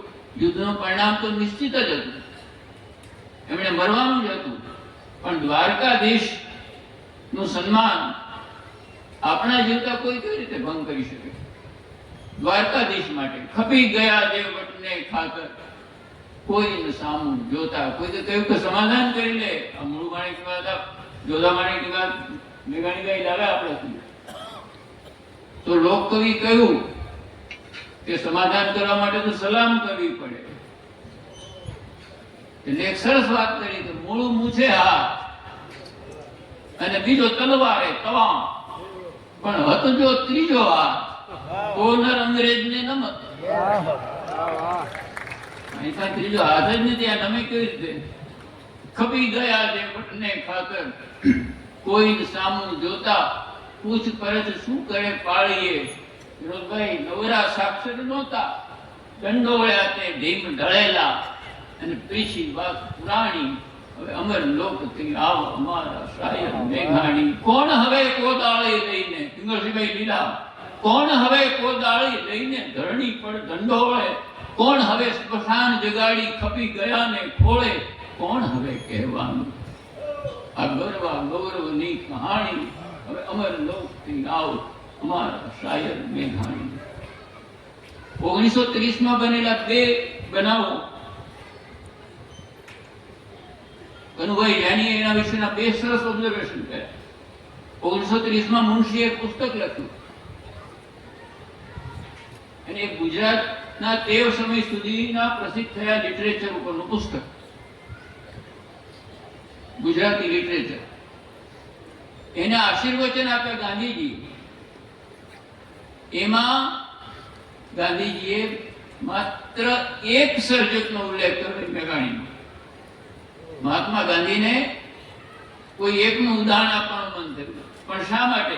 ગાંધી તાર્કિક છે, એટલે કહે છે કે આપણા સુધી એ લોકની ભાષા લઈને આવ્યા. આપણી ભાષા અને લોકની ભાષા જુદી છે, એનું અનુસંધાન કરવું જરૂરી છે. અને બીજું, રણજીતરામ સુવર્ણચંદ્રક જે સૌથી પહેલો 1930 દેવાયો, ત્યારે ખેરખાઓ હતા સાહિત્યના. સૌથી પહેલું સન્માન 32 વર્ષના સર્જક ઝવેરચંદ મેઘાણીને પહેલો રણજીતરામ સુવર્ણચંદ્રક મળ્યો. મેઘાણીભાઈની તો અનેક જાતની પ્રતિભા છે. સંશોધક તરીકેની, પત્રકાર તરીકેની, કવિ તરીકેની, નાટ્યકાર તરીકેની અનેક પ્રતિભા. એક સારા ગાયક તરીકે સુંદર ગાતા. પણ એમના જીવનમાં રુજુતા એ બહુ વિનાશ. આ પણ ગાંધીને ગમતી વાત હતી. ગાંધીને એક પાદરીએ પૂછ્યું હતું, જાણીતા પાદરી હતા, કે તમને શાની ચિંતા સૌથી વિશેષ રહે? તો મેં કહ્યું કે ભણેલા લોકોમાં જે હૃદયનો ભાવ ઓછો થતો જાય છે ને, એની મને સૌથી વધારે છે. ભણેલા લોકોમાં કહ્યું હાર્ડનેસ ઓફ ધ હાર્ટ, એવું શબ્દ ગાંધીએ વાપર્યું. અને આ સંપૂર્ણ ભાવવાહી, જ્યાં જ્યાંથી ભાવ મળે ત્યાંથી લીધો એને. એમણે ટાગોરના ભાવના ગીતો અને એને ગુજરાતીમાં ઉતાર્યા. ટાગોરના ગીતો ઘણા ઉતાર્યા છે, પણ જે ઓથોરિટી કહેવાય ભોળાભાઈ પટેલ, એમને લખ્યું છે કે સૌથી વધારે લોકપ્રિય કોઈ થયા હોય ટાગોરના ગીતો તો મેઘાણીના છે. આજે હજી ડાયરાઓમાં ગવાય છે, મન મોર બની થનકાર. એ કેવું યોજતા વાળું નાનું બાળક છેલ્લા શ્વાસ કરે છે, માતાને ખબર છે કે આ છેલ્લા શ્વાસ કરે છે, બાળકને એમ થાય માં રાજીથી રજા આપે તો હું જાઉં. આવી વાત એટલે એને આવજો કે આવજે આવજે વાલી બા, એકવાર કહે ભલે ભાઈ તું જા. હું રોજ રમવા જાઉં છું ને, તને કહું છું મારે રમવા જવું છે, તું કે ભલે ભાઈ તું જા. આજ કહી દે મને પાછલી તે રાતને પહેલે પરોઢીએ, જબકીને જ્યારે તું જાગે રે માં, જબકીને જ્યારે તું જાગે, ઓશી કે પાંગતે ફેરવતા હાથ તને પડખું લાગે જો ખાલી હો માં, પડખું જો લાગે ખાલી. પ્રોમિસ આપે છે માં મને હળવા પાડજે સાથ, માં મને હળવા પાડજે સાથ, પડઘો થઈને દઈશ હું જવાબ. આવજે આવજે વાલી બા. ઢીંગલો અને પોતરીયું લઈ માસી બા આવશે અને પૂછશે કે ક્યાં ગયો બચુડો. કહેજે કે બેન બચું આરે બેઠો, મારી આંખ કેરી ચીકીઓમાં રૂડો. આવજે આવજે વાલી બા. રૂજુતા લાખાપાદર ના ફોજદાર સાહેબ એમના માણસો કે આ છોકરો કાલ તો જતો રહેવાનો ભણવા, હવે શહેરમાં સારું દૂધ મળે નહીં, સારી છાશ મળે નહીં, એટલે આ દૂધપાકની એક આજે વીજબા નીકળો એને ના મિત્રો બધા, એટલે લાખાપાદર ગામ અને આસપાસ માલધારીઓના ઘરો, એટલે એક બે પોલીસના માણસો લઈ આવ્યા. આ વ્યવસ્થાઓ પહેલી હતી ટીપુ કરાવવાની. નામ જીએસટી હમણાં હતું એટલે લઈ આવ્યા. બધા દૂધ પાક ખાતો, પણ આ બાળકના મનમાં એમ થાય છે કે જેના ઘરેથી આ દૂધ લઈ આવ્યા હશે એ બાળકનું શું થશે? અને બધા દૂધ પાક ખાય છે, દૂધ પાક ખાતો નથી. ડેરી બેન એને કહે છે કે તમે પાટલા ઉપર બેસો. જો નાની નાની વાતમાં જીવન તરફની દ્રષ્ટિ કેવી દેખાય, તો કે રાંધનારી નીચે બેસે જમનારો પાટલા ઉપર બેસે, એ તો ક્યાંનો ન્યાય? એટલે ડેરીબેન કહે છે કે અમારા એકદમ ધૂળ ને ગાર વાળા રસોડામાં એ બેસી ગયા, એમના કપડા બગડશે એની મને ચિંતા હતી, પણ સાહેબ ધૂળ ધોયા ને ધૂળની ક્યાં એનર્જી હોય છે? આ તો ધૂળ ધોયો સાહિત્યકાર. તુલસી શ્યામથી ગોપનાથ સુધીના દરિયાકાંઠાના ગામડાઓમાં કવિતા અને મેઘાણીભાઈ કર્યા છે. ઘણા ગામોમાં ગયા છે, ઘણા ખારબાઓ મળ્યા છે, ખારબાઓના ગીત ભેગા કર્યા છે, બંને મિત્રો. એમાં એક દિવસ મહુવા પાસેના ગામમાં બે બેઠા છે.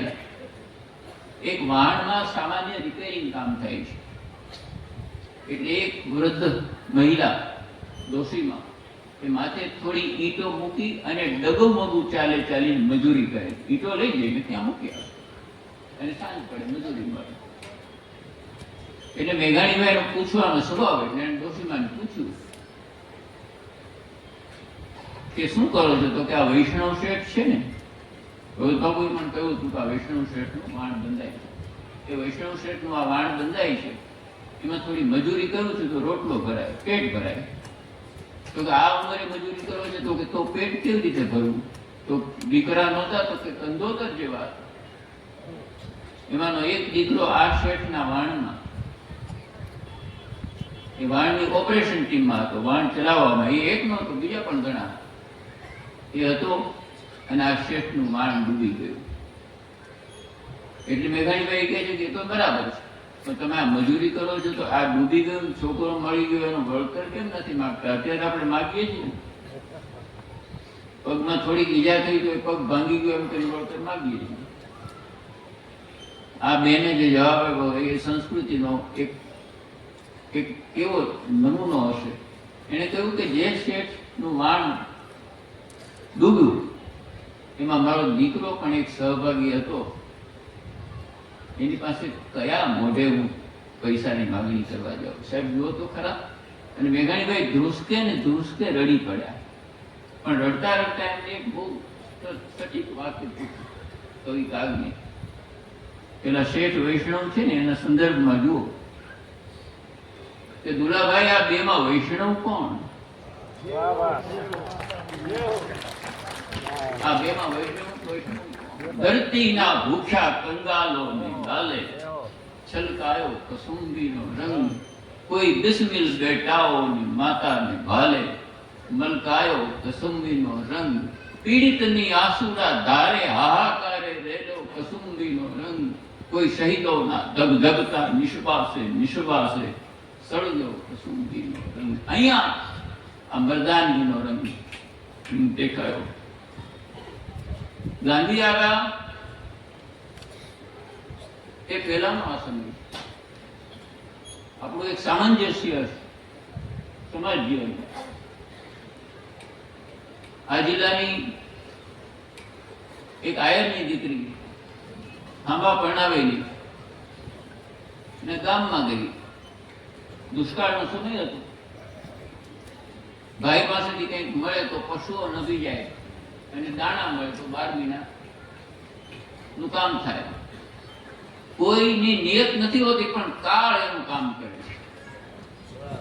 કોઈની નિયત ખરાબ નથી હોતી પણ કાળ દેવતાનો જે ક્રમ છે એમાં ભાઈને થયું કે આ સમય ખરાબ છે, બેનને આપવું પડશે. એટલે કોઈ કારણોસર આપી શકતો નથી, મળી શકતો નથી. એટલે દીકરી થોડી નારાજ થઈને પાછી જાય છે. છેલ્લે જે બેઠા છે જે લોકો ગામના છેવાડે જેમના ઘર છે, આપણે કોઈ કારણોસર એમને નીચા હલકા ગણીએ છીએ. એમાં જોગરાએ કહ્યું કે બેન હમણાં આવી હતી કેમ પાછી જાય? તો ભાઈ નથી કે કેમ આવી હતી? તો કે આ દુષ્કાળનો સમય છે, તમારે વરસ સારું છે, અમારે ત્યાં વરસ સારું નથી. અને થોડા દાણા થોડું પશુઓને ચાલે એટલે ચારો લેવા આવી હતી. તો હું તારો ભાઈ નથી? આ સામાજિક સમરસતાની વાતો મેઘાણી લાવે. એ ભરી દીધું. અને જેથી એને સાંભળ્યું કે જોગડો કોઈક સંગ્રામમાં મરાયો એ વિશે બાઈએ જે મરસિયા ગાયા, ગામના માણસોએ તો શું પણ પશુએ મોઢાનું તું મૂકી દીધું. તું વણકર ને અમે વણા, આપણો નાતે કોઈ નેડો નહીં, પણ તારા ગણને ગાઉ ગજમાં, તારી જાત ન પૂછું જોગડા. ચોખા જેના ચીત એના વર્ણ કામ વચારીએ, પ્રહલાદે ગણો પવિત્ર નિત દાનવ તો દાદવા. માણસોમાં પડેલી આ ખાનદાનીની વાતો આપણા સુધી લાવ્યા. રૂપાલા સાહેબે બહુ સરસ વાત કરી. 1930ની 6 એપ્રિલે આ સિંદૂરો બહાર પડ્યો. પણ તે દિવસે જે ધોલેરામાં સભા થઈ, ધોલેરા જેવા ધોળિયા ગામમાં, આજે તો ધોલેરાની વાત જુદી છે, ઓળખાતું જ નથી.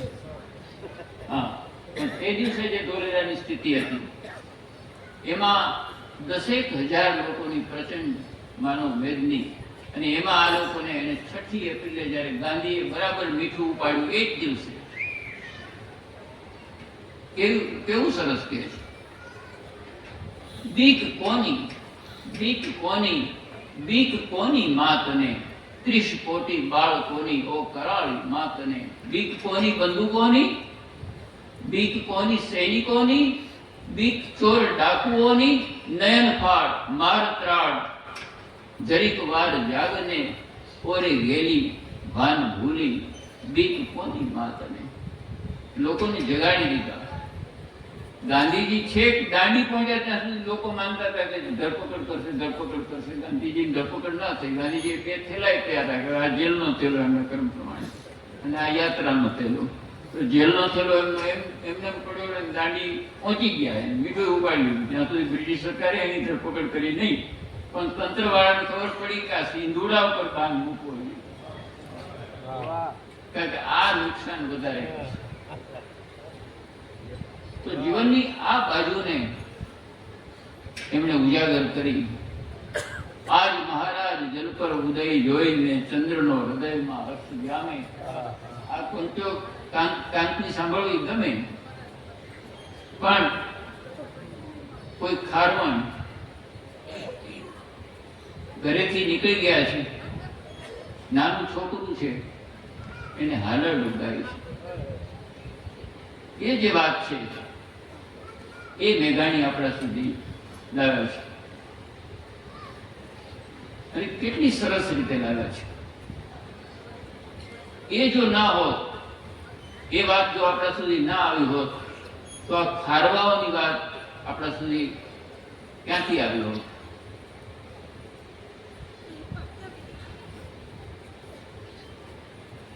મેઘાણીનો સમય એ લોક જાગૃતિનો સમય. ગાંધીએ લોકને જગાડ્યા અને સમગ્ર લોકોમાં ચેતના આવી, લોકો ઉઠ્યા અને આઝાદીના સંગ્રામ માટે જઈને લડ્યા. અને એ જે લડ્યા એમાં જે કેટલાક લોકો એક સૌથી મહત્વનો ફાળો આપ્યો, એ ફાળો મેઘાણીભાઈનો હતો. મેઘાણીભાઈની વાત કરીએ, 25 મિનિટમાં પૂરું કરવું છે, એટલે એક એમનું સિગ્નેચર સોંગ જેનો ઉલ્લેખ કરવો જોઈએ, કે બાપુ જ્યારે જતા હતા ગોળમેજી પરિષદમાં, ત્યારે ગોળમેજી પરિષદમાં જવું કે ના જવું એની ઘણી બધી વિટંબણા ગાંધીજીના મનમાં હતી. અમૃતલાલ શેઠ જેવા તંત્રી ભાગ્યે જ હોય કે જેણે કહ્યું કે ગાંધીજીની આ ગતિવિધિઓની વાત તો છાપાઓ લખશે, પણ ગાંધીજીના મંથનની વાત કોણ લખશે? ગાંધીજીના મનમાં જે વિચારો ચાલે છે એની વાત કોણ લખશે?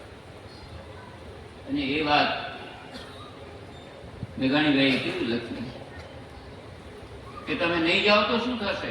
કહેશે જગત, શું જોગીઓના જોગ ખૂટ્યા, દરિયા ગયા શોષાય, શું ઘન નીર ખૂટ્યા, શું આબ સૂરજ ચંદ્રમાના તેલ ખૂટ્યા, દેખી અમારા દુઃખ નવ અટકી જજો બાપુ, સહ્યું ઘણું સહેશું વધુ, નવ ખડક જો બાપુ. જગ મારશે મેણા તમે નહીં જાઓ તો, કે ના આવ્યો આત્મજ્ઞાન, ના આવ્યો ગુમાની અને પોતાની ઈચ્છાની, દુનિયા કણે મોએ જરી જઈ આવજો બાપુ, અને હમદર્દીના સંદેશડા દઈ આવજો બાપુ. સુર અસુરના આ નવયુગી ઉદ્દીપ વલોણે 1930માં લખે છે, અને 1939માં ભયંકર વિશ્વયુદ્ધ થાય છે. આ સુર અસુરના નવયુગી ઉદ્દીપ વલોણે શીછે ગતાગમ રત્નના કામી જનોને, તું વિના શંભુ કોણ પીશે ઝેર દોણે. બીજા બધા તો મળશે ત્યાં, પણ ઝેર કોણ પીશે? આ જે વલોણું વધે ઓલો એમાંથી ઝેર નીકળવાનું છે. તું વિના પીશે કોણ શંભુ ઝેર દોણે. આઝાદ માનવ જાત આકુળ થઈ રહી બાપુ, અને તારી તબીબી કાજે એ તલખી રહી બાપુ. અને ઓપરેશન ટેબલ ઉપર લેવાના છે. પરંતુ છેલ્લી પંક્તિઓ એ અદ્ભુત છે. જ્યાં બાપ માતા આખલાને નાથવાની. આખલો અને એ માતો, જ્યાં બાપ માતા આખલાને નાથવાને, જ્યાં વિશ્વ હત્યા ઉપર જળ છાંટવાને, જ્યાં સાત સાયર પાર સેતુ બાંધવાને, ઘનઘોર વનની વાટને અજવાળ તો બાપુ, વિકરાળ કેસરિયાળ ને કંપાળ તો બાપુ. ચાલ્યો જજે તુજ ભૌમીનો ભગવાન છે બાપુ, છેલ્લો કટોરો ઝેરનો પી આવજો બાપુ. કેટલી મોટી વાત એમણે બાપુ માટે લખી. અને આ પત્ર જ્યારે વંચાયો મહાદેવભાઈએ આગબોટ ઉપર જતા સ્ટીમરમાં જતા ત્યારે મહાદેવભાઈએ લખ્યું છે કે કોઈ 15 દિવસથી અંધાર પછેડો ઓઢી અને ગાંધીજીને નજીકથી જોયા હોય એવું લાગ્યા કરે છે. અને ગાંધીજીએ પણ એમાં લખ્યું છે કે મારા મનની લાગણીઓ આ કવિએ વ્યક્ત કરી છે. અને એક શાયર એ રાષ્ટ્રીય શાયરમાં આપણે ત્યાં એને આપણે પૂજીએ છીએ, ઓળખીએ છીએ. મેઘાણીભાઈ ના વ્યક્તિત્વમાં જેમ રુજુતા હતી એ જ પ્રમાણે દ્રઢતા પણ ઘણી હતી. જીવનના કરુણમાં કરુણ પ્રસંગો એમણે પચાવી જાય. દમયંતીબેન ગયા અને વેદનાના સૂર પ્રગટ્યા. મોરલા રે હો મોરલા, તારો થોડી ઘડી મને આપ અષાઢીનો કંઠ, ખોવાયેલી વાદળીને હું છેલ્લી વાર સાદ કરી લઉં. જીવનના કેટલા બધા આ વ્યથાઓ એમણે લખી હશે. એ વ્યથાની વાત પણ આ વ્યક્તિગત વ્યથાને જેમ એમણે જોઈ એમ સામૂહિક વ્યથાને પણ જોઈ અને આપણી સમક્ષ લાવ્યા, સમાજ સમક્ષ લાવ્યા. બીડીઓ વાળો, બીડીઓ વાળો, બીડીઓ વાળો રે, 12 પૈસાની 500 લેખે બીડીઓ વાળો રે. ભૂખ લાગી છે, બીડીઓ વાળો. ઊંઘ આવે છે, બીડીઓ વાળો. આંખમાં લાગી અગન જાળો, બીડીઓ વાળો રે. પાછલી રાતે પોરદી સાથે બીડીઓ વાળો. ઘરમાં બાળક મેલવા રોતા અને તાવ આવે તો મેલવા પોતા, નાકના પાણી લોતા લોતા બીડીઓ વાળો રે. આજ દુનિયાને હાટડે દેખો, મોંઘા ગાંજા ભાંગને સૂકો. આજે મોંઘા લો, નાના નાના પડીકાઓ પકડાય છે ને, છાપા મહિને લાખો રૂપિયાની કિંમત આવે છે. આજ દુનિયાને હાટડે દેખો, મોંઘા ગાંજા ભાંગને સૂકો, પણ સોંગો સ્ત્રીના દેહનો ભૂકો. શોણિત પીડિત જનના શોણિત સોંગા બીડીઓ વાળો. અને એટલે જાણે પોતા કવિ તરીકે પોતાને જ કહે છે કે આ ધરતીને પટે પગલે પગલે, અને જ્યારે મુઠ્ઠી ધાન વિના નાના બાળક મરે. ઉમાશંકરભાઈ એવું લખ્યું છે કે બધા કવિઓની બધી રચનાઓ કાળ જેવી નથી. કેટલીક રચનાઓ કાળ જેવી હોય છે જે દરેક કાળમાં એ પ્રસ્તુત હોય. ઉમાશંકરભાઈ કહે છે કે આ રચના કાળ જેવી. ધરતીને પટે પગલે પગલે, મુઠ્ઠી ધાન વિના નાના બાળ મરે. અહોરાત કરોડ કરોડ ગરીબોના પ્રાણ ધનિકોના હાથ રમે. ત્યારે હાય રે હાય કવિ, તને આ પૃથ્વીને પાણી કણા શણી ગીત. પણ સિમ્પલ પાછી વાત કરે છે કે બીજું કાંઈ નથી જોતું. સારા વિશ્વ કણી જેથી સુધા સમશે અને ભૂખ્યા બાળુડા પેટ ભરીને જમશે. આટલી જ વાત. ભૂખ્યા બાળુડા પેટ ભરીને જમશે. કવિ તેદીન નીલ આકાશ, તારા કેરી સુંદરતા સૌ સાથ બને. તારા પૂજન આજ જલાવી દે ને પ્રાણ. આવા દંભ ગાવા તને કેમ ગમે? આ કવિ આપણી વચ્ચેથી ગયા, પણ એમના સર્જનો થકી આજે જીવન છે. સાહેબ, અમારા ડાયરાઓ ચાલે છે જયવર્ધનભાઈ મેઘાણી ઉપર. અમારા ડાયરાના કલાકારો હોય એના વિશે બોલે છે. આકાશવાણી રાજકોટમાં મેક્સિમમ જે સચવાયું છે એ આ મેઘાણીભાઈનું સાહિત્ય છે. એટલે ઘણું રળિયાત કરીને ગયા, ઘણું ઉજળું કરીને ગયા. મેઘાણીભાઈને અંજલિ આપતા ભગત બાપુના સરસ દુઆઓ છે. તારી રે કવિતા તણા, જેને પીધેલ હોય પાણી, એને લાખો સાગર લાગતા પછી મોળા મેઘાણી. હું ભમીયો ભાયાણી, હું ભાયા કાગનો દીકરો, હું ભમીયો ભાયાણી, અને સાથે શાયર ઉમટ્યા, સાથે શાયર ભમીયો ભાયાણી, સાથે શાયર ઉમટ્યા, પણ મરમી મેઘાણી, કાગે ન દીઠો કાળાઓ. પણ આ કાળીદાસના દીકરા જેવો બીજો કોઈ કવિ મેં જોયો નહીં. મન મળવા તલકે ઘણું, પણ હવે પરા અનને પાણી. મન મળવા તલકે ઘણું, પણ હવે પરા અનને પાણી. ઈશ્વર આધીન આપણે કદીક મળશું મેઘાણી. એમાં બાપુ આપે આજે આ પ્રસંગ આપ્યો, 9 દિવસ સુધી મેઘાણીને મળતા એવો અનુભવ કરાવ્યો. એ તો ધન્ય ભાગ્ય છે, આપણા સૌના ધન્ય ભાગ્ય છે. અને આ ધરતી પરથી આવો એક સમર્થ કવિ, સમગ્ર દેશ જેને ઓળખે એવો એક કવિ આપણે ત્યાંથી ગયો. એનાથી મોટું સન્માન, એનાથી મોટું ગૌરવ મારું અને તમારું ને આપણું બીજું કયું હોઈ શકે? આપનો ખૂબ આભાર. બાપુને વંદન.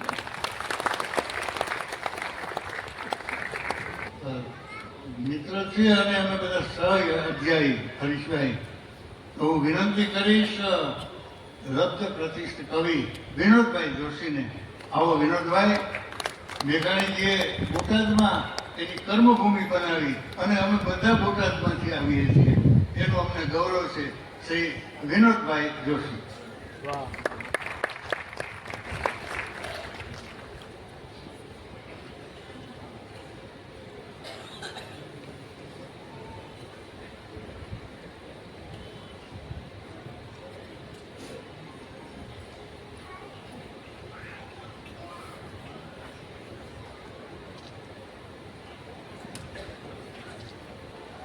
આપ સૌને નમસ્કાર.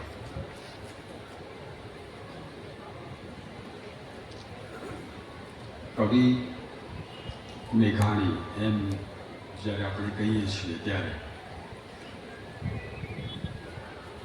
કોઈ એક જ પાસાને લક્ષમાં લઈને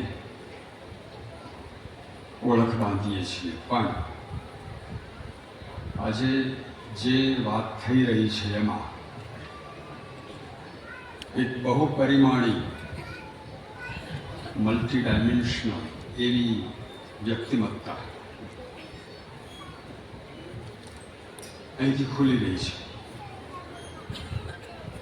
બાપુ આટલા દિવસથી મેઘાણી વિશે વાત કરી રહ્યા છે ત્યારે હવે કહેવા જેવું આમ તો કશું બાકી રહ્યું નથી. એટલી ચરવાણા થઈ ગઈ છે કે હવે સવિશેષ કશું કહેવાનું રહ્યું નથી. પણ બાપુ વારે વારે એવો ઉલ્લેખ કરતા હતા કે 14 તારીખે વિદ્વાનો આવશે અને એમની વિદ્વત્તા ભરી વાતો કરશે વગેરે. તો મને તો એવું લાગ્યા કર્યું કે આ એક એવો સર્જક છે કે જે વિદ્વાનોને પણ સરળ કરી નાખે. એટલે મેઘાણી વિશે જ્યારે કંઈ પણ કહેવા જઈએ ત્યારે એ આપોઆપ સરળ થઈ જાય. અને એ જ તો એક મોટું પ્રતિબિંબ છે એક મોટા સર્જકનું, કે જે આપણને સરળ કરી નાખે. જે તુલસીદાસ ભારતીય ભાષાના એક આવા ધુરીણ કવિ છે, એ આપણને કેવા સરળ કરી નાખે છે. એનું સીધું પ્રતિબિંબ આપણને કવિ મેઘાણીમાં દેખાય છે. પણ હવે એમણે વિદ્વત્તા એવો શબ્દ વારે વારે ઉચ્ચાર્યા કર્યો છે, એટલે હું ક્યારેક ક્યારેક થોડોક એવો પ્રયત્ન કરીશ કે એમાં ક્યાંક વિદ્વત્તા લાગે.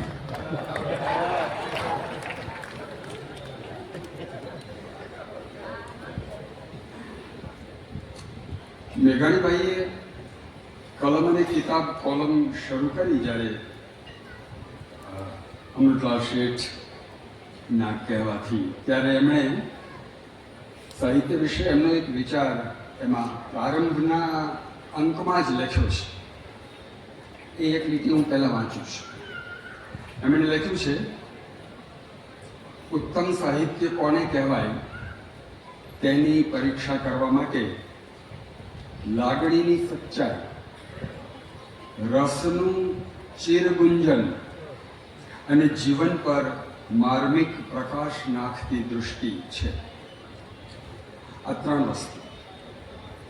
હવે એ ત્રણ એમની સર્જકતામાં કેવી રીતે પ્રતિબિંબિત થાય છે એ મારે કહેવાનું છે. બીજી એક વાત એ છે જે મુખ્યત્વે વિદ્વત સાહિત્યમાં ચર્ચાતી આવી છે કે સાહિત્યમાં પ્રતિબદ્ધતા હોય એનું મૂલ્ય હંમેશા સમકાલીન હોય. ધારો કે કોરોના વિશેની કવિતા હોય તો એ કોરોના કાળ પૂરો થાય પછી એનો કોઈ અર્થ રહેતો નથી. એની સમસામયિકતા અમુક સમયે લુપ્ત થઈ જાય. આ આખી વાતને જ્યારે મેઘાણીની કવિતાના સંદર્ભમાં વિચારીએ છીએ ત્યારે એ સાવ નવો છેડો ઉકલતો દેખાય છે. અને એ એમની જે પ્રતિબદ્ધતા છે, એમના જે કમિટમેન્ટ્સ છે આઝાદીની લડત સમયની રચનાઓના, જેની વાત વિગતે રૂપાલા સાહેબે અને વસંતભાઈએ કરી, એ કવિતા આમ તો કોઈ એક કાળનું પ્રતિબિંબ છે, પણ એ આજ સુધી કેમ ટકી રહી છે આપણી વચ્ચે અને કેમ આપણને આટલા ઉદ્દીપિત કરી રહી છે કે આપણે એને વિશે ફરી ફરીને વિચારીએ છીએ. આ એક બહુ જ મોટો વિચાર કરતા કરી મૂકે એવો મુદ્દો છે. તો આ બે બાબતને ધ્યાને લઈને હું વાત કરીશ. મારે પહેલાં કેટલીક સ્થાપનાઓ કરવી છે અને પછી એના અનુસંધાને હું એને પુષ્ટ કરીને મારી વાત પૂરી કરી દઈશ. મેઘાણી પોતે વાની દરડી મીઠા સોણ લાલ આવે રે. બાળપણના સોણલામાં શું લઈ આવે કે હંસલાલ આવે રે, હો હંસલાલ આવે રે વીરાને માન સરોવર ઝીલવા જાવા, કેવા હંસલાલ આવે રે. એ બાંધને સ્વાર બની આસમાનમાં જાવા, આવા રૂડા હંસલાલ આવે રે. ઘાણીના ડાયરાને અને બાપુના ફ્લાવર્સને રામ રામ અને જય શ્રી રામ. પરમ આદરણીય પીએચડી મોરારી બાપુ,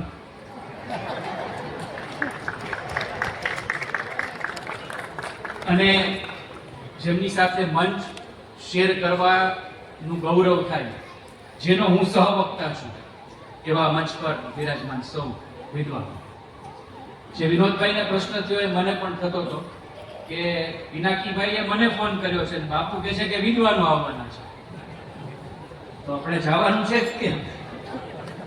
પણ આ બધાના નામ વાંચ્યા એટલે મને આનંદ થયો.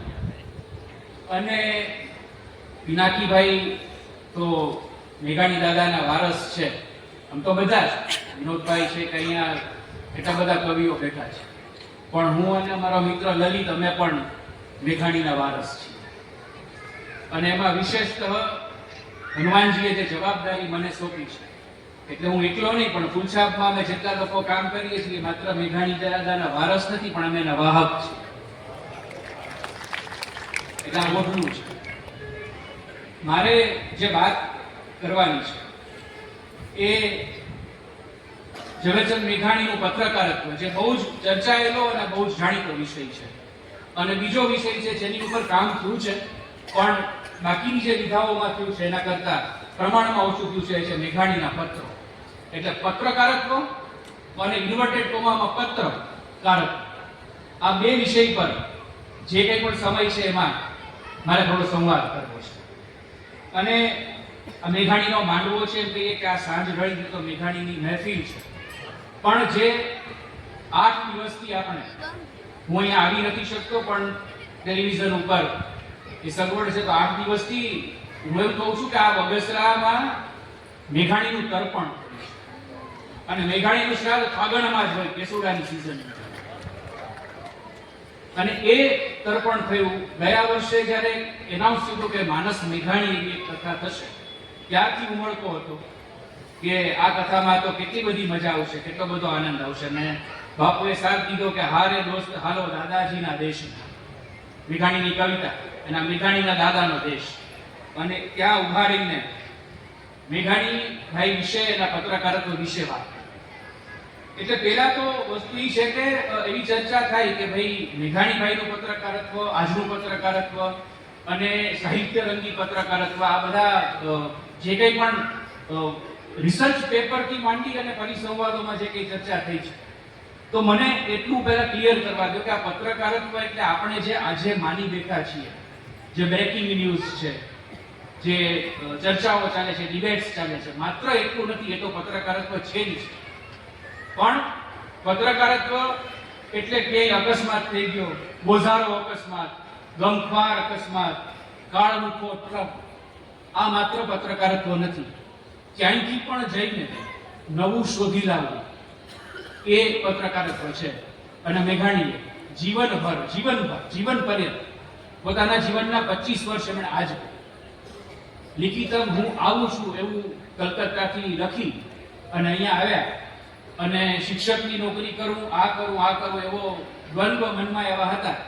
અને એમાં મોતીની ઢગલીઓ અને એવા બે ચાર લેખ એમને મોકલ્યા અમૃતલાલ શેઠને. અને સૌરાષ્ટ્ર એ વખતે શરૂ થયું હતું અને મેઘાણી સૌરાષ્ટ્રમાં સાહિત્યનું પાનું સંભાળવા માટે એમાં પ્રવેશ્યા અને પછી પત્રકારત્વથી એ અલિપ્ત ન રહી શક્યા. મારે ઝવેરચંદ મેઘાણી વિશે, એના પત્રકારત્વ વિશે વાત કરવી હોય તો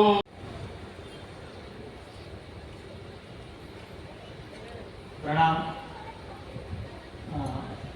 મેઘાણી પત્રકારત્વના સુરાપુરા, એટલે અમારા સુરાપુરાને સૌથી પહેલા પ્રણામ.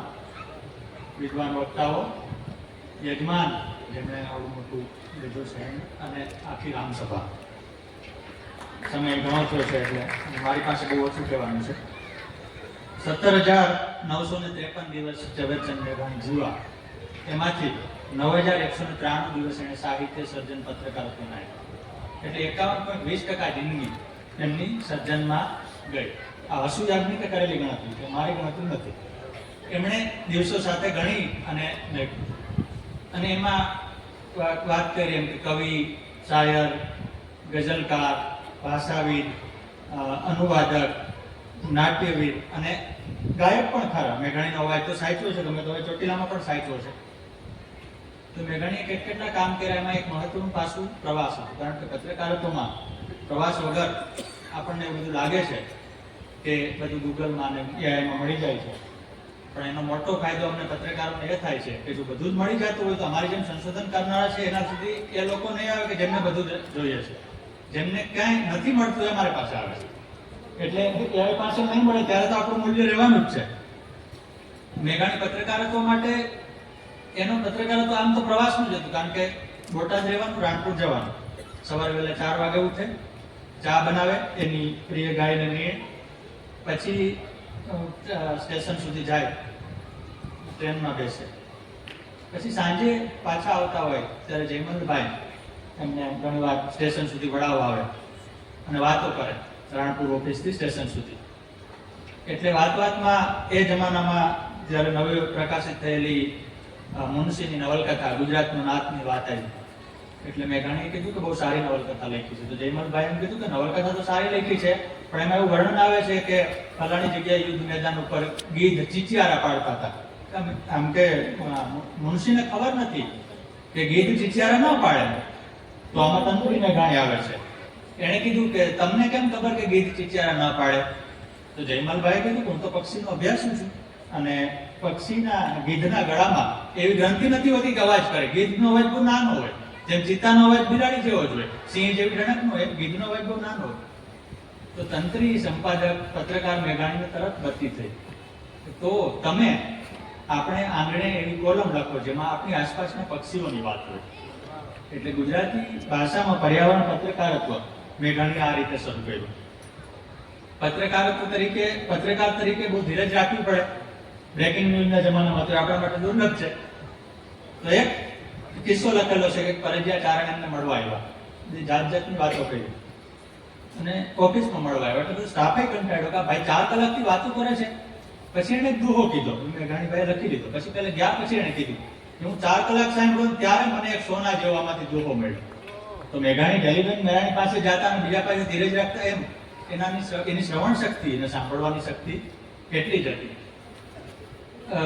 મેઘાણીના પ્રવાસના 2 પુસ્તકો છે, સૌરાષ્ટ્રના ધીરે ધીરે અને સૌરાષ્ટ્રના ધીરે ધીરે અને સૌરાષ્ટ્રના ખંડેરોમાં. પ્રમાણમાં ઓછા જાણીતા છે.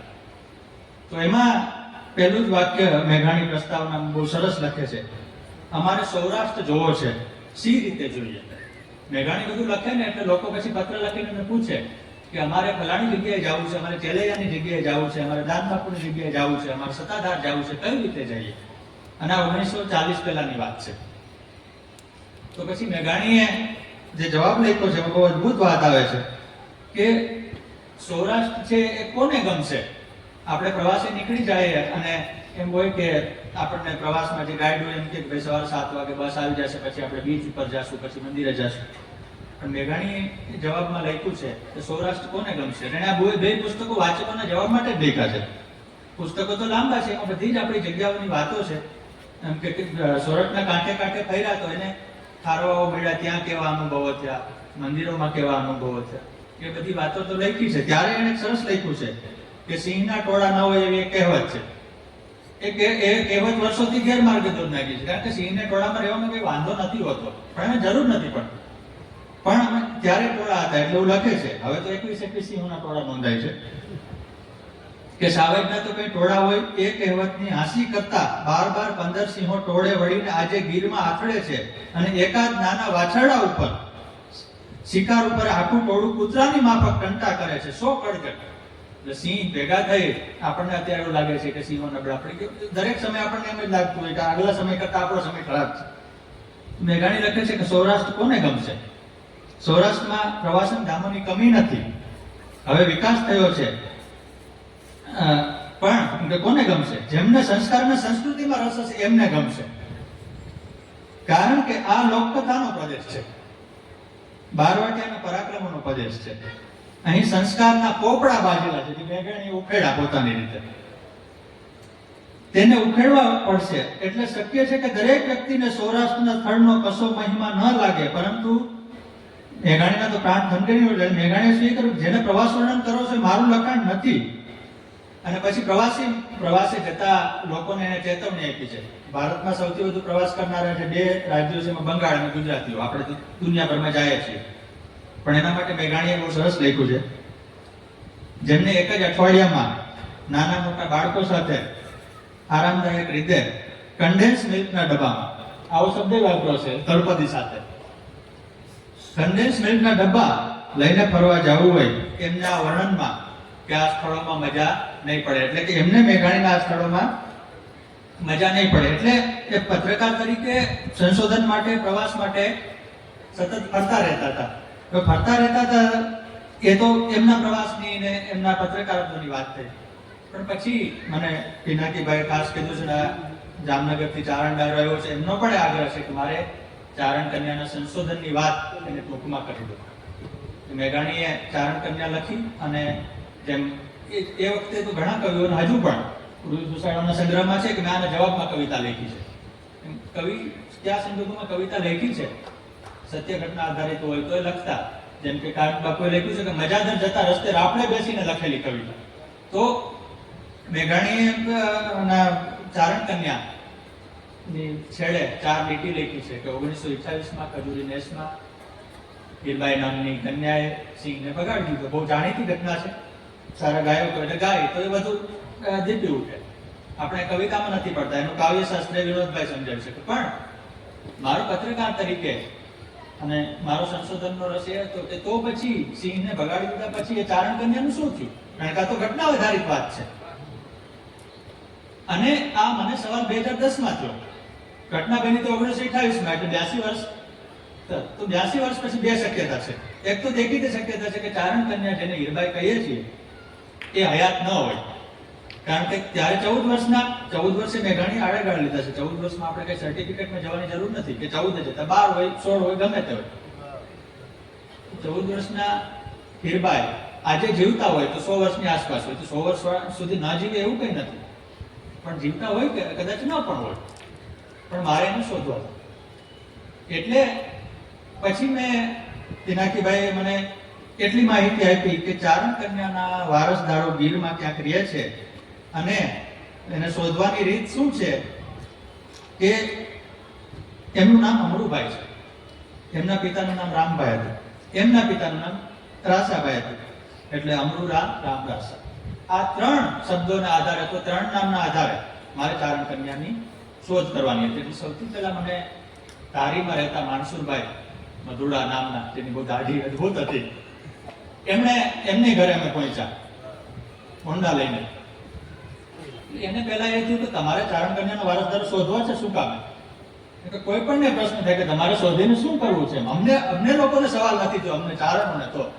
એટલે મેં એને કીધું કે મારે લખવું છે એના વિશે. પછી મેં થોડું તો એને કીધું કે હા બરાબર છે, તો રસ પડે એવી વાત છે. મેં કીધું કે આ અમરુભાઈ તો એમ કે ખજૂરી નેસની ઘટના છે, પણ ખજૂરીમાં હવે કોઈ સત્યા ચારણ રહેતા નથી. એક ક્ષણે મને ખબર પડી કે ચારણોમાં સત્યા પ્રકારના ચારણ હતા. કારણ કે હું તો કઈ એનો અભ્યાસ નહોતો, મારો રસ્તો એના મૂળ સુધી જવાનો હતો. પછી કીધું કે હવે ક્યાં આવશે? તો કે હવે તો બધા ગુણજીન જેવા નેસમાં રહેવા જતા રહીએ, જે તુલસીશ્યામ જતા રસ્તામાં આવશે, તમે ત્યાં જઈને તપાસ કરો. એટલે અમે માણસુરભાઈને એવી વિનંતી કરી કે તમે ચાલો અમારી સાથે, તો તમે હો તો અમને જેમ વિષય પ્રવેશ હોય એમ ઘટના પ્રવેશ કરાવી શકો. એટલે માણસુરભાઈ કે હા, હું ઘણા સમયથી ગુણજીન જેવા નેસમાં ગયો નથી, તો ચાલો તમારી સાથે ચાલો. આવું અમે કહી દીધું, જેમ પહેલા ગામ આપી દીધું, પછી ખબર પડી કે આપણા રાજ્યનું નથી એમ કહી દીધું. પછી ખબર પડી કે અમારી પાસે હોન્ડા છે, અમે 2 જણા તો ઓલરેડી છીએ, હું ને મારો મિત્ર. તો એ ટ્રિપલ સવારીમાં બેસવા તૈયાર હતા, ટ્રિપલ સવારીમાં ગુણજીન નેસ પહોંચ્યા. અમારો વિષય પ્રવેશ કરવા માટે તો માણસુરભાઈ હતા, એને કીધું કે આ છોકરાઓ આવ્યા છે ને એને અમરુભાઈનું કામ છે. એને કીધું અમરુભાઈ ક્યાં છે? તો કે ઘાસ લેવા ગયા છે, ઊંટ લઈ. જે આ પ્રદેશના બધા લોકો સમજી શકે કે ગીરમાં ઊંટનો વ્યાપક ઉપયોગ થાય છે અને ઘાસ છે નેસવાસીઓને માટે સૌથી વધુ જરૂરી. એટલે કે ઘાસ લેવા ગયા છે, હમણાં આવશે. સારું, ત્યાં સુધી અમે નેસમાં રહ્યા, ત્યાં જે બાળકો હતા એની વાતો કરી, બધો સમય પસાર કર્યો, અમારો ઉદ્દેશ શું છે સમજાવવાનો પ્રયાસ કર્યો. પછી અમરુભાઈ આવ્યા, એને કીધું કે બોલો. એટલે અમને કીધું તો કે હા, હું અમરુભાઈ કરું, પણ તમે શોધો છો એ અમરુભાઈ, હું નથી. તો ક્યાંથી મળશે? કારણ કે તો માણસુરભાઈને ખબર નહોતી, એમની મોટી ઉંમર હતી. એટલે એને કીધું કે એક કામ કરો, રાણા બાપાને પૂછીએ. રાણા બાપા કોણ છે? તો કે અમારી નેસમાં સૌથી વૃદ્ધ છે. તો અમે રાણા બાપા પાસે પહોંચ્યા, કે પથારી વસત. પણ અમારી યારે ચારણો હતા, એને સમજાવ્યું કે આ લોકોને આ કામ છે. એટલે રાણા બાપાએ અમને અદભુત રસ્તો આપ્યો, જે ગૂગલ પે પાસે નો, કે અમારા બારોટને મળો, એની પાસે ચોપડામાં લખેલું હશે. તો પછીનો સવાલ એ હતો કે બારોટ ક્યાં મળશે? તો એને કીધું કે ઉના પાસે પડાકાંધી ગામ છે, ત્યાં અમારા બારોટ રહે છે. વાહ! હવે ત્યાં સુધીમાં ગીરમાં સાંજ પડી ગઈ, એટલે ગીરમાં આપણે જાણીએ છીએ કે તમારે સામે દરવાજેથી નીકળી જવું પડે કે પાછું આવી જવું પડે. અમે પાછા આવી ગયા ધારી, માણસુરભાઈને એમના ઘરે ઉતારી દીધા, બીજા દિવસનું હોમવર્ક કરી અને અમે જવા નીકળ્યા પડાકાંધી. એટલે હું ધારી હતો, એટલે આખું ગીર ચીરીની સામે છેડે જવું પડે. અમે પડાકાંધી પહોંચ્યા. એક તો ગામ મળતું નહોતું આસાનીથી, કારણ કે ત્યાં નવો રોડ બનતો હતો અને 2010ની વાત છે. એટલે આજના જેટલા આધુનિક મોબાઈલ કે જીપીએસ કે નેવિગેશનના સાધનો અમારી પાસે નહોતા. તો અમે ત્યાં ગામના પાદરમાં ખેડૂતો બેઠા બેઠા ખજૂર ખાતા હતા. એમને પૂછ્યું કે અમારા બાળકનું કામ છે. તો એણે જે પ્રેમાગ્રહની શરત રાખી કે ખજૂર ખાવા લાગો તો બતાવું. એટલે અમે એને ખજૂર ખાવાય લાગ્યો, કારણ કે અમે નીકળાતા કે અમારે જેટલો ખાવ. એટલે અમે કીધું અમે ખેતી કામ નથી કરતા, અમે ઓફિસમાં બે નોકરી કરી, અમે તમારી આરામ ખજૂર ના ખાઈ શકીએ કોઈ વાત. એટલે પછી અમારી મજબૂરી સમજ્યા અને ધારો કે અમે એને ખજૂરને કુકરાવીને વયા ગયા હોત તો અમને ગામમાં કોઈ બતાવી દે. પણ એનો અવિવેક મેઘાણીનો વારસા શોધવા ગયો હોય ત્યારે કરાય છે કે ભાઈ મેઘાણીએ જે વાતો કરી છે એટલે અમે અમારાથી ખવાનો એટલો ખજૂર ખાધો ને પછી ગયા. હવે બારોટ મોટી ઉંમરના દાદા, માજી ને માળીના દાદા બંને જ હતા. તો સૌથી મોટો સવાલ આવે કે એને સમજાવવા કેમ કે અમારા કામ છે. અને નેસમાં હું ચારણોમાં ગયો છું તો એમાં રામ રામ કરવાની પરંપરા અલગ છે. એમના ચૂંદડીના કલર ઉપરથી યુવતી સગાઈ થઈ છે કે નહીં એ પણ અમને ખબર. આ બધું હોમવર્ક કરીને ગયા હતા, જેથી ત્યાં અમે એટલા બધા ભોઠા ન પડે. ભાઈ તમે અમદાવાદથી આવો છો પણ તમને ખબર તો છે ને. અમે પહોંચ્યા એટલે માજીના ઘરની સામે એક દુકાનવાળો હતો, એને રસપેડુકા 2 જણા કોણ આવ્યા એટલે એ પણ અમારી પાછળ આવ્યો ઘરની અંદર.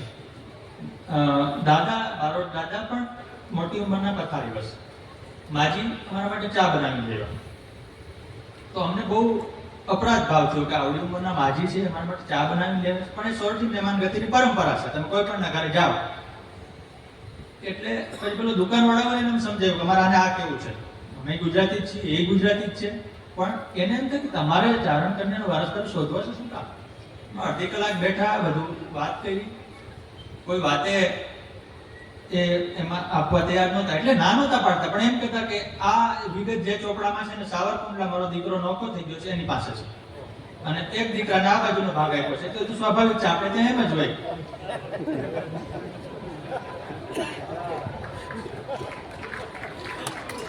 પણ પછી યાદ આવ્યું કે કેમેરો હતો નામેકનો પેલો, એમાં આગલા દિવસે રાણા બાપાના ખજૂર નેસના અમે ફોટા પાડ્યા. એ બતાવ્યા કે જો તમારા માણસો એમને મોકલે. પછી એને વિશ્વાસ બેઠો કે તો સાથે. પછી એને તરત કીધું કે આ તો ઘોડચીંચવા નેસ મારીએ છીએ. તમે જે અમરુભાઈને શોધો છો તો ઘોડચીંચવા નેસ મારીએ. ત્યાં સુધીમાં એ દિવસની સાંજ પણ પડી ગઈ. અમે પાછા આવ્યા ધારી. ત્યારે ખબર નહોતી ઘોડચીંચવા નેસ ક્યાં છે, પણ તમે દ્રોણ જાવ છો એના પછી છે તરત. એટલે બીજે દિવસે રસ્તો શોધીને જોયું કે ભાઈ ક્યાંથી જવાય, તો કે ભાઈ ધારીથી એટલે જસાધાર ને ખીલાવડ ને દ્રોણ ને પછી નદી વટાવો પછી નેસ આવશે. અને આમ ગામ છે, પણ આજે પણ ગામમાં તમારે વન ખાતાની પરવાનગી લઈને જવું પડે એટલું ઇન્ટિરિયર છે, છેલ્લું ગામ છે. પછી એના દિવસે હું એકલો હતો, મોટરસાયકલ લઈને નીકળ્યો, ખીલાવડમાં ઊભો રહ્યો થોડીક વાર. પછી મનોમન એવું નક્કી કર્યું કે હવે અમરુભાઈના ઘરે જઈને પાણી પીવું છે. અને માર્ચ મહિનામાં શોધતો હતો, ફેબ્રુઆરીમાં, એટલે ઉનાળો તો હતો જ. તો ત્યાંથી નીકળ્યો, પછી ત્યાં પહોંચ્યો. પછી ગામમાં ઘોડચીંચવા ગામ આવ્યું. પેલા બહાર નોંધણી કરાવી કે કોને ત્યાં જવું છે, કે અમરુભાઈને. ઓકે, ત્યાં પહોંચ્યા પછી ઘરના હતા નહીં, અમરુભાઈ તો ખેતરે ગયા હતા, એટલે પરિવારજનોએ ઢોલિયો ઢાળ્યો, ધડકલી પાથરી બેસાડ્યા અને પૂછ્યું કે શું કામ છે. એટલે મેં કીધું કે આવું છે. તો કે વાંધો નહીં, હમણાં અમરુભાઈ આવશે. ત્યાં સુધીમાં આસપાસમાં બીજા ગઢવી યુવાનો પણ આવ્યા હતા. એની વાત સમજાવી કે હું આ કામે આવ્યો છું. થોડીક વાર પછી અમરુભાઈ આવ્યા અને કીધું કે હું આ શોધું. તો કે હું એ જ અમરુભાઈ છું. પણ એટલે મને 4 દિવસની રજા પછી ચારણ કન્યાના વારસદારો મળ્યા. હવે પ્રશ્ન એ હતો કે એ ચારણ કન્યાના સીધા વારસદાર નહોતા, કારણ કે હીરબાઈના લગ્ન થયા પછી એને કોઈ સંતાન નહોતા, અથવા તો નાની ઉંમરમાં એમના પતિ ગુજરી ગયા હતા. એનો કોઈ પાકો હિસાબ નથી મળતો. અને એ પછી હવે તો એ સંજોગોમાં કોણ એનો વારસો ગણાય? એના જેઠના સંતાનો, કારણ કે સાસરે વયા ગયા હતા.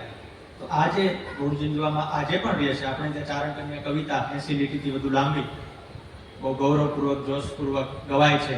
શાળામાં કાર્યક્રમ કરવો હોય તોય ભલે, ભવ્ય ડાયરો કરવો હોય તોય ભલે, ચોમાસું આવે ત્યારે. અને એમાં આપણને એમ લાગે છે કે સિંહનું મહિમા મંડન કર્યું છે, પણ શરૂઆતનો મહિમા ગાન પણ છે. નાનો એવો સમદર ગર્જ સિંહને જ કીધો છે. સિંહ માટે કેટલા બધા શબ્દો વાપર્યા છે.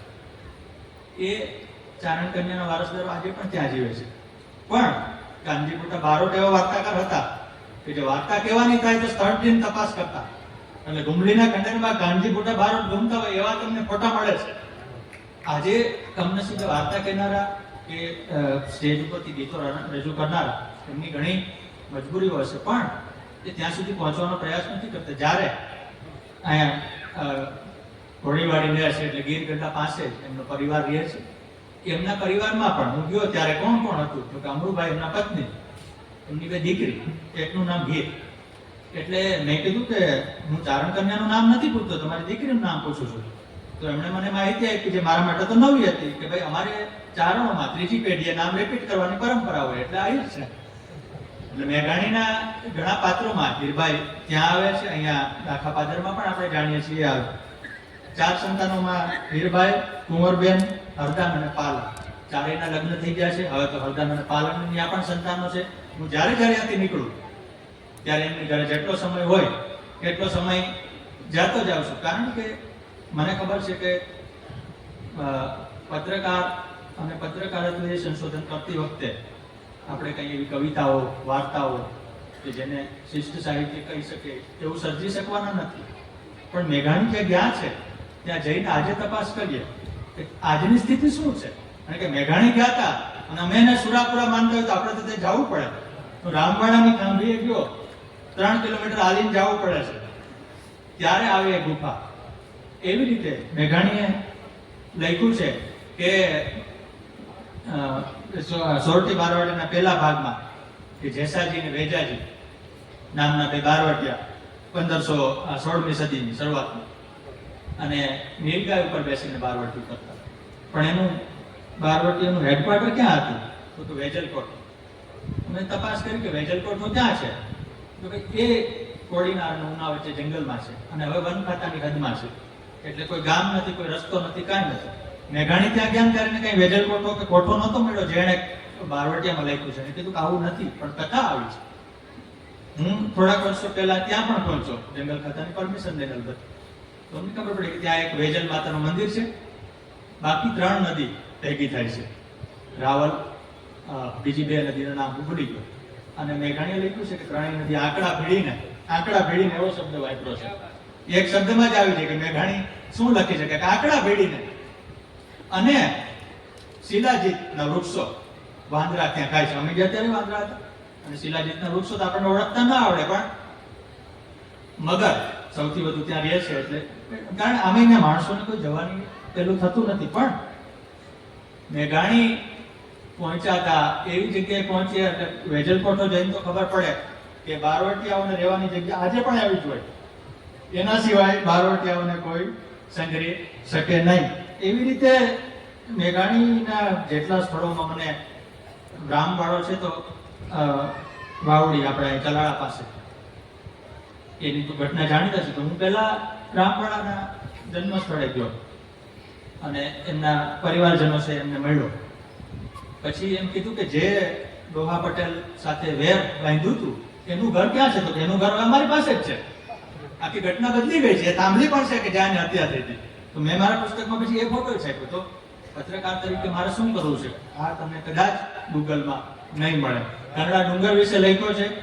હું કંડલા ડુંગર ઉપર ગયો તો મને જે પહેલો સવાલ છે, ઇતિહાસ તો જાણીતો છે. શંભુપ્રસાદ દેસાઈ જે કંડલાનો પેર નામે આખું પુસ્તક લખી નાખ્યું છે. મેઘાણીએ પોતાની રીતે ઉલ્લેખ કર્યો છે. તો 84 ખાંભી છે. ઇતિહાસના જાણકારો પાસે કદાચ વધુ માહિતી હોય કે ગુજરાતમાં કોઈ એવું સ્થળ છે કે એક સાથે 84 ખાંભી હોય. પાડિયા આપણે ગામે ગામ હોવાના 5, 10, 15, 20, પણ એક સાથે 84 ખાંભી હોય એવી કંડલાની ટોચ સિવાય કોઈ જગ્યા નથી. પછી તો કવિ દાદ ગયા એટલે લખ્યું સંધ્યા શ્રાવણની બહુ સરસ કવિતા એમની, એ ત્યાં જતા જતા રસ્તામાં એમને સુજેલી. તો મેઘાણીના સ્થળોએ જાય તો અમને પત્રકાર તરીકે શું મળે?